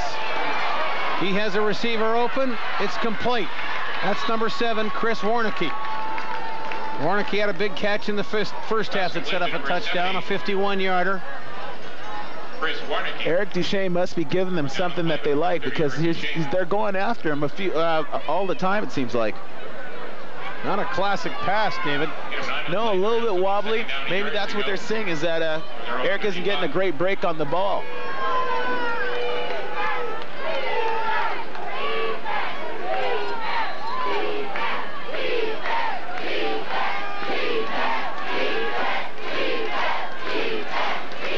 Second down and 1. Warnicki just short of the first down. It's a long one, closer really to 2. Call it a yard and a half. 2 different games. Regina dominated the first half. The Okanagan Sun really took care of it in the second half. In the first overtime period, obviously call it pretty much even, because we're playing the second overtime. And I think that the Okanagan Sun defense has come up big again. Number 26. Phil Schnell in on the tackle there. We'll check his forward progress. 17, Linchuk, the ball carrier. Linchuk taking the pitch out. Back on the play by number 26, Phil Schnell. Running a little bit into his own man there. Chris Briltz. They are going to measure. Came close to a yard on the play. They'll measure for the first down. And he is short by... Short of the first down. Not much. What do you do, David? I'd go for it.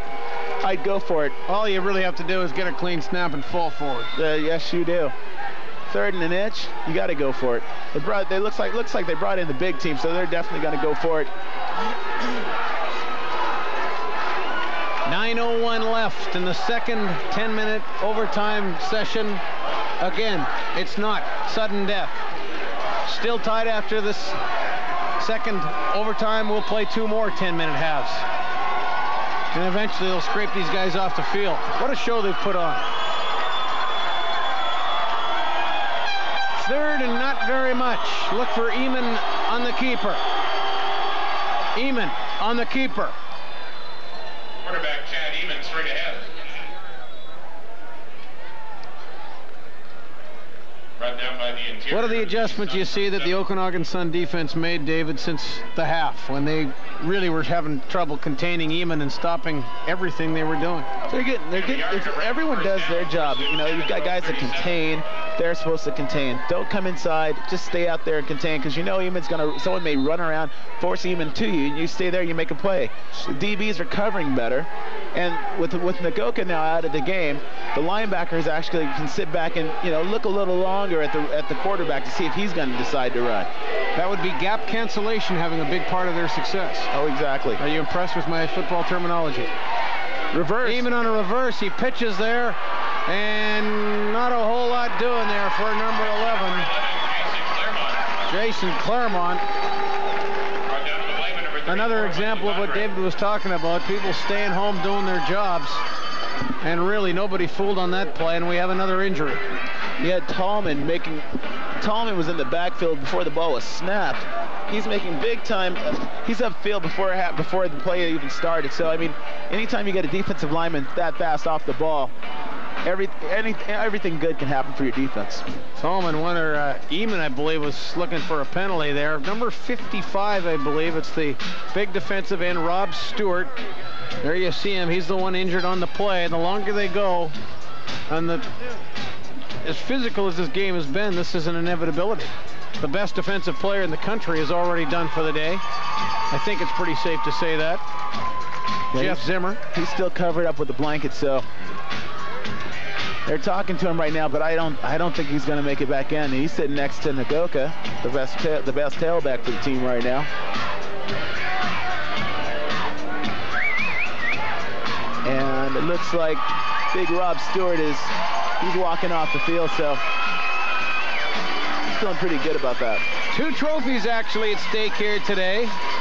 Western bragging rights are on the line. The Gillespie Trophy goes to the top junior team in the West. All right, Pat, what have you got for us?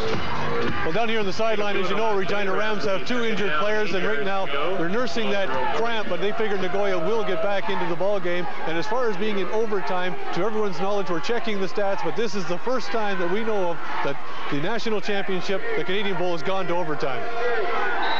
All right, Pat Kennedy, thank you very much from the sidelines.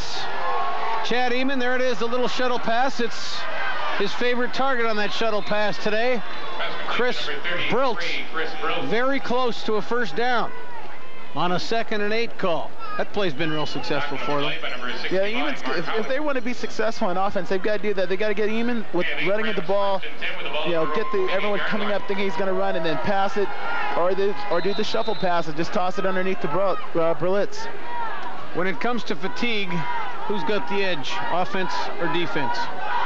Defense is all reaction. Offense is where you already know where you're going. So I think I'm going to go with defense. They've got to be a bit more fatigued. They've been on the field a lot longer today also. Chad Eamon, first down.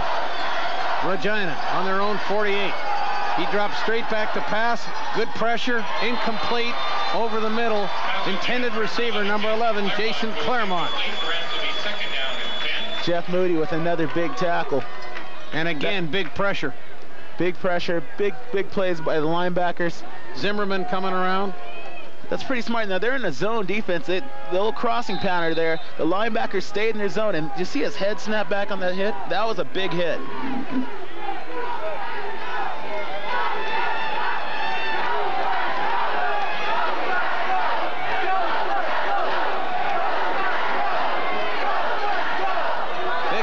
Obviously, 2nd and 10, Eamon short drop. He's going to try for his wide receiver, Michael Thomas.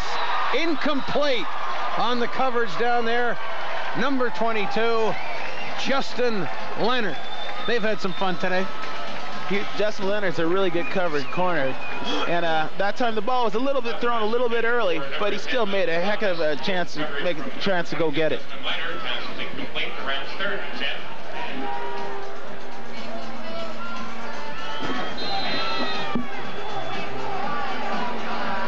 Oh yeah, it's a lot of battles over there on the sideline with these 2 corners and these receivers today. Thomas made a pretty nice adjustment to the ball, but he couldn't bring it down. He had a chance to catch that ball. Good coverage again by Leonard. So it's a punting situation. Todd Pinckney from his own 40-yard line, and it's not a good kick. Where are they going to rule this one out of bounds? Probably around the 45-yard line. They stop him at the 42. Great field position. I think Pinckney wanted to kick that out of bounds away from Houston, but probably wanted to kick it a little deeper than he did. That was smart, because you don't want either of those two guys back there with the ball. That's Louis kicking it away from the gizmo. First down, Okanagan on the 42-yard line. If you've just happened to join us, you're watching the Canadian Bowl. It's the National Junior Final between the Regina Rams, 13-time champions of this event, against the Okanagan Sun, who boast their only championship from 1988. They're 12-0, the Okanagan Sun. The Rams, with 2 losses on the season, had a 17-3 lead at the half. We're now in the second 10-minute non-sudden death overtime period. Handoff there to Shirk. He picks up maybe a couple. It'll be 2nd and 8, Okanagan on their own 45-yard line. When you have 2 great backs like Shirk and Arnold in the backfield, you can run this like almost, it's like an option. The quarterback puts it in, puts the ball in there, lets the ball sit and lets relay a little bit, lets him see if there's anything there, pulls it out and pitches it off to Arnold. It's easier said than easier done than said, let me tell you.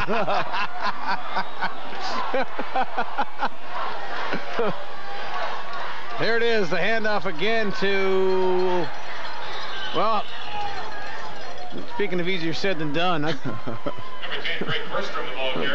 Korstrom fooled me again. I thought Shirk had it up the middle. It's pretty dark down there. It's hard to see, man. It is. Huh? Fakes the pitch, fakes the handoff, fakes the color man, fakes the play-by-play guy. Picks up a few yards. It's 3rd and 2. If you're going to defense the option, it's a total assignment ball.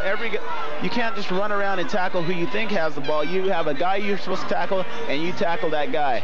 Everyone's accountable for one guy against the option. Okanagan forced to punt. 3rd and 2. Oh, man, they had good field position. Couldn't do anything with it. 4:52 clock running left in the second 10-minute sudden overtime period, not sudden death. It's a fake to Houston. Houston outside. He's going to have the first down and then some. Inside the 45-yard line of the Regina Rams, down to about the 42-yard line. Even if you know it's coming, they can't stop it. Just when you think it's Houston's done, he comes in there on a punt fake and runs for 15 yards. Just outrunning the containment. You've got to watch this guy if you're the Rams. You've got to. The guy that could be playing major college football somewhere, David, in your mind? Oh, I think he should be. I think if at the end of this season, he had to make his contacts and try to find out if he can go at least Division II somewhere in the States. Because he's a strong safety on anyone's team, or a free safety somewhere. Ronnie Arnold stopped in the backfield, breaks the tackle, and makes something out of nothing. That's a great 3-yard run. He is a strong, work-done type runner. Boy, Brent Dancy had a clear shot at him in the backfield, but Frank McChrystal's big defensive lineman couldn't get him down. There's the replay. Good penetration. Great play by Dancy. He's been a force all day, but he just couldn't get the wrap. They cannot stop Dancy, and Dancy is the guy that made that play turn back inside. He's a monster. 2nd and 7 from the 38-yard line. Korstrom fakes the handoff. He's throwing long. Guess who's out there? It's Houston. Incomplete. Good coverage by the safety, number 21, Jared Hoover. That's all you've got to do when you're the safety. You've got to sit back there and wait for the dangerous man to come into your zone, or you can go help out if you've got a great jump on it. And Hoover had a great jump on that ball. Another injury. Ooh. And that's a great position, too, for a smaller guy to be in. Inside, just ready to strip the ball. See, he's inside, he just strips the ball. Another injury to the Regina Rams. We can't quite see who it is right now. We won't guess. We will tell you when we come back. 17-17, 3:34 left in the second overtime period.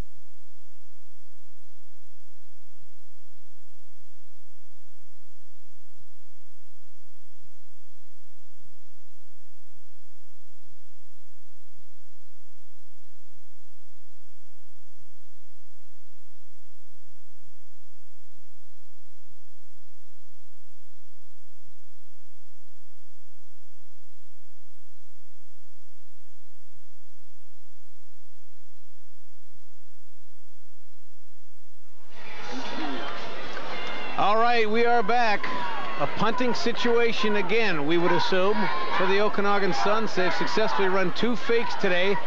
Korstrom's punt is a wobbly one that, almost loses the handle down there. I believe the Regina Ram kick returner did get it back. Number 21, I believe it is, on the return.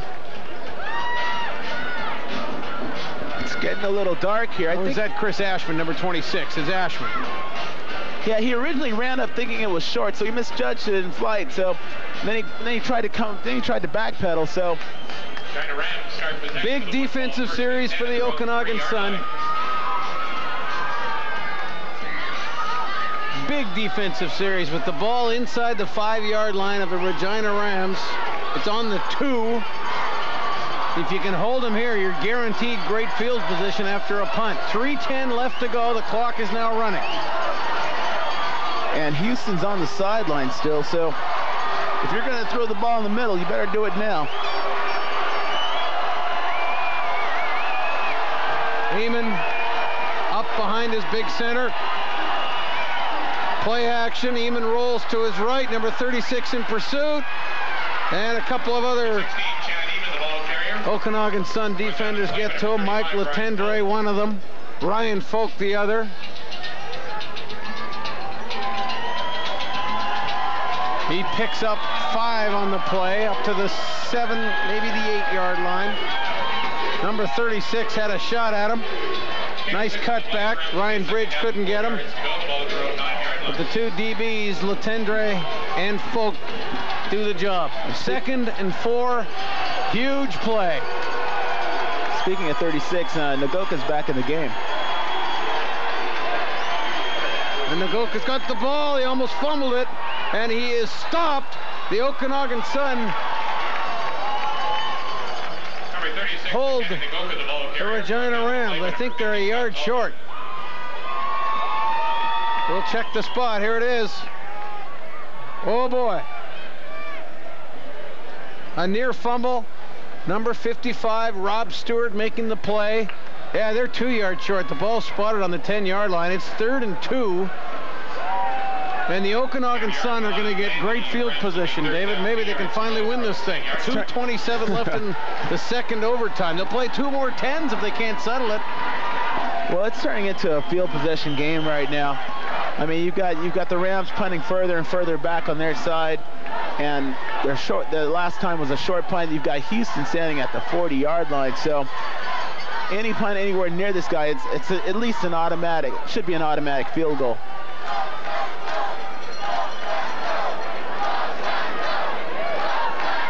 At stake, the National Junior Football Championship, the Canadian Bowl, and the Gillespie Trophy, which goes to the top junior team in the West.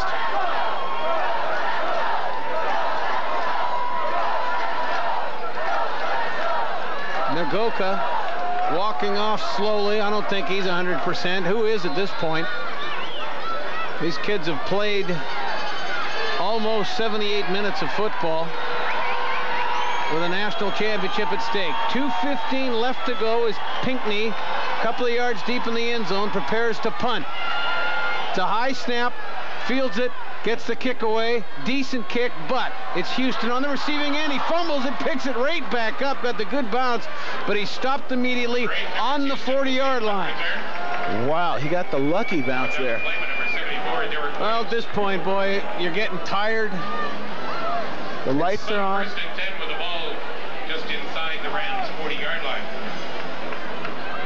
Great field position again.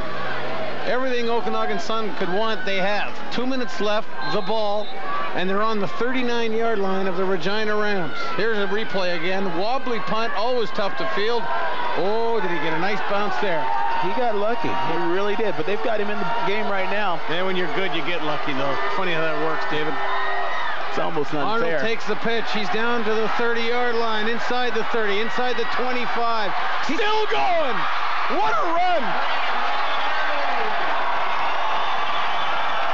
Obviously, the defense is getting tired for the Regina Rams, but you got to give Warren Arnold all the credit in the world. The man just doesn't go down easily. I I think some of the Rams actually thought he was out of bounds or was tackled, and they actually slowed down. You see number 38 slow down a little bit. And you just can't be sure with great backs. You have to get there. You have to make sure you get a helmet on him. Frankowski came from across the field to finally make the tackle after a couple of missed tackles. And boy, at a time like this, you got to lock them up and wrap them. But easier said than done. 21, Jared Hoover, the safety, missed him. 243 yards rushing for Ronnie Arnold. Shirk with the ball around the right side. Oh, I thought if he'd cut back in, he might have been heading to the end zone. He took it back out. He's down to the 5. A minute 44 to play in the second 10-minute overtime period. That's the quarterback, Greg Korstrom, getting his orders from the sideline. North and south in the red zone. All right, if you do go east and west, you better go east right now and then turn it up north. Cal Nesdoli trying for a perfect season. Frank McChrystal going for his 6th consecutive championship. When I say consecutive, 5 times they've been in the championship game. They've won it all 5 under Frank McChrystal. 3 of the past 4. It's a handoff to number 31 up the middle. He's stopped at about the 3-yard line. So, boy, they got a decision to make now. Do you take the 3, the gimme 3, and certainly the gimme 1 if you happen to miss the field goal? That's what they're going to do by the looks of it. Derek Korstrom. Well, maybe not. Maybe not. Let's just see. Yeah, Derek Korstrom, the wide receiver, standing in the middle of the field. It's a 3rd and 3 situation. There's Doley barking orders, praying that his team's hearing them 60 yards away. But I think you got to kick the 3 here. Your defense has done a great job. You got to take the sure points or point. Thing to remember, if he misses the field goal, he's going to be guaranteed a single here, unless he hit the upright. I don't know. I'm a gambling man, and I think with that backfield that the Sun has, I'd almost want to take a toss to the left side, using that wide side of the field, and go for it. But you've only got a minute 20 left in the game. Turn it over to your defense. They've done a great job. Put the pressure back on that defense. I'd put the pressure back on my defense to hold them and get that field position again. All right, gambling man, number 13.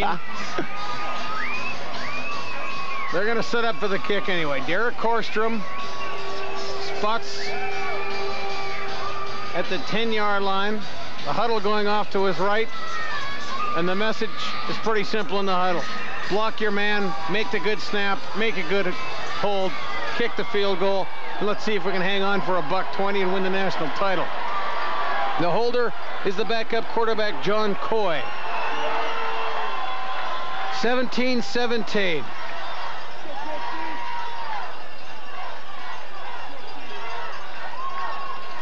Were they ever going to snap it? Maybe they're trying to draw him offside. They might be trying to draw him offside. Got to. Finally, the flag is called. They'll give Korstrom a better angle with the kick too. It would have been a 10-yard attempt, so now he'll kick it from the 17. A little better angle. If they'd drawn them offside, well, he still would have had a first down. Pretty good strategy there by Cal Nesdoli. Man, the tension was killing me there. And I was waiting to see who's going to jump off. I was like, who's going to be the guy? Well, Regina's well coached. They probably knew what was going to happen in that situation. And now,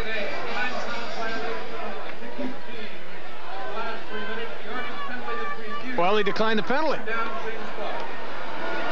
So there you go. Tit for tat. Jeez. So it'll still be a field goal attempt of 9 or 10 yards. It's a harsh angle. Nobody in the end zone, everybody up to try to block the kick for Regina. And they've been close, come to think of it. Coy the holder, Korstrom the kicker. High snap, kick is up, kick is good. It's not sudden death, remember though. There's still a minute 15 to play. It's 20-17 for the Okanagan Sun. It's their first lead of the game, David Benefield. The crowd totally erupted after that field goal. So if they can keep that momentum right now for a minute and 15 seconds, they are the champions. 20-17 for the Okanagan Sun. 1:15 to play. The twin brother of the quarterback, Derek Korstrom, kicks the field goal from 10 yards out. There you see the score, 20-17. There you see part of this sellout mob at the Apple Bowl. Here's Frank McChrystal during the kick. Here's Cal Nesdley, rather, on the kick. Yeah, that's good. Great shot, guys. Okanagan celebrates a 3-point lead. Good field position on the ball placement now for Regina, though. They're on the 35-yard line. How much do they have left in the tank? $1:15 left to play. First down. Cal Nesdoli working the crowd. All the players down there on the sideline working the crowd. You could not have scripted a better game. A showcase for Canadian junior football. A lot of the best kids in the country get an opportunity to play south of the border. These guys are nuts, man. Huh, David? Their girlfriends took their shirts. All right. And jackets. But this is a team that came back from 25 points, though. So well, anything can happen here. Yeah, it was 28-3 Windsor in the Eastern Final. 38-31 final Regina. Let's see what Chad Eamon can do. He's had a great game, particularly in the first half. He's got to throw it. Drops back, forced to scramble, trying to get out of the pocket. Can't do it. The Okanagan Sun defense has taken over in the second half. Rob Stewart, 6'2", 280 pounds. He left the game with an injury. He's back in there. Makes the big play on Eamon. He had enough protection, but you got to hand it to the whole defense. Good pressure, but also the coverage must be outstanding in the secondary. 2nd and 10. Eamon drops again. Throws it over the middle. It's complete to number 71, Michael Leeson. Big target, the slot back. Great throw by Eamon. 1:01 left to play. And they're rushing the ball to the line, too. Calling plays at the line. No huddle. 20-17, Okanagan. Less than a minute now to play. Clock running. Eamon calling the play from the backfield. Takes the snap in the shotgun formation. Trying to find a receiver. Over the middle again. Once more. It is Leeson. Or that's the other slot, Jason Claremont. He's got a couple of big slot backs. They're now into Okanagan territory. 47 seconds remaining. First down on the 45-yard line of the Okanagan Sun. Timeout, Regina. What a game. You're going to have to get more pressure on Eam. He's just sitting back there. He's just waiting for someone to get open. You can't leave the cornerbacks and you can't leave the corners and the halfbacks out there struggling to cover these guys for 3-4 seconds because you just can't do it. No one can do it. There's the Regina fans. Made the trick. There's Frank McChrystal, the very successful head coach in his 14th year. He spent 5 as an assistant, 5 as a player. He's got a 24-year affiliation with the program. And he's got a little wit to him, too. Yeah, he was holding court there in the press conference. Looked like he'd been through that before a few times. They had the press conference here in Kelowna yesterday. Let's see what the Regina Rams can do. They're on the Okanagan 45. Eamon drops straight back to pass. Throws incomplete. He was trying to hit number 30. Pass a little bit low, incomplete. Lonnie Hayes, the intended receiver. It'll be 2nd and 10 on the Okanagan 45-yard line. There you see the clock. 41 seconds left. If Regina can manage a field goal, we'd be heading to 2 more 10-minute overtimes. The game nearly 4 hours old as it is. Eamon drops back, 2nd and 10, sets himself. Now he can't find anybody, buying himself more time. Now he's going to roll out of the pocket. He's trying to scramble, throws on the run. It is incomplete. Sun's defense is doing an amazing job of covering these guys. I mean, he cannot find an open guy. Hayes again, the intended receiver. It's come down to this. A third down, 10 yards to go. Too long, I would assume, for a field goal opportunity, but you never know. It would be a 52-yarder. I think their chances of making 10 yards on a first down are probably better than kicking a 52-yard field goal. Well, their kicker's got a great leg, but not that good. He does have a great leg. He did kick one in the first half from 44. It's come down to this. 3rd and 10. Eamon back to pass. He's got time. Throws it over the middle. Complete. First down, number 1. And then some. And then more. Jason Claremont inside the 5-yard line. He's down to the 4-yard line with 16 seconds remaining in the game. Unbelievable. Terrence Houston makes the touchdown-saving tackle. What execution by Frank McChrystal's bunch on a 3rd down and 10 call from the 45-yard line. There you see Claremont coming over the middle to throw a little bit behind him, but the rest is Jason Claremont. Lots of room down the sideline. Number 26 couldn't get to him. That was Phil Schnell. Finally, Terrence Houston again making a huge play. It's 1st and goal from the 3-yard line. Regina with a chance to win this thing. What a game, David. A simple drag for a first down turns into possibly a game-winning first down. Eamon pitches out. It's Claremont. Up over the top. Regina.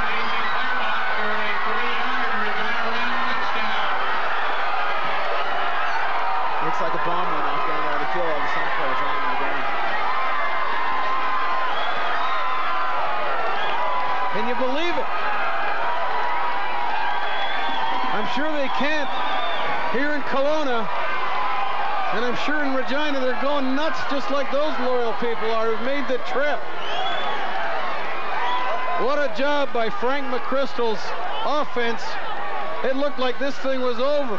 But 2 huge plays by that guy, Jason Claremont. What a load he is. The huge play on the 3rd and 10 from the 45. There's the reaction on the sideline. Yeah, he's in. Touchdown. They'll try to kick the convert with 11 seconds remaining. Unbelievable. 23-20, Regina in overtime. The kick is blocked. The snap was low, mishandled, and the kick was blocked, so that's a welcome development for Okanagan because their chances of getting into the end zone are remote. Their chances of kicking a field goal aren't great, but they do have a chance. This game still is 42-yard reception by Claremont, set up the touchdown by Claremont. Unbelievable. 2nd touchdown of the game.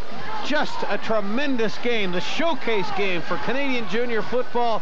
It could not possibly have gotten any better than it has today at the Apple Bowl in Kelowna. What's left now? For Terrence Houston to go coast to coast to win it? You got to go. He's got to get to at least the 45 because there's only 11 seconds left. I don't know how many timeouts they have. At least to the 45. And try to hit that field goal from about the 40, 35-yard line, the long field goal. 11 seconds remaining. Do you kick it deep? Do you squib it? You squib it. Got to take all the time off the clock. Hopefully one of the linemen will grab it or fumble it, and you could possibly fall on it right there. But if you don't kick it far enough, if you don't squib it far enough, they've got awesome field position at the 50 or something like that. Houston is back on his 10, along with Deshane.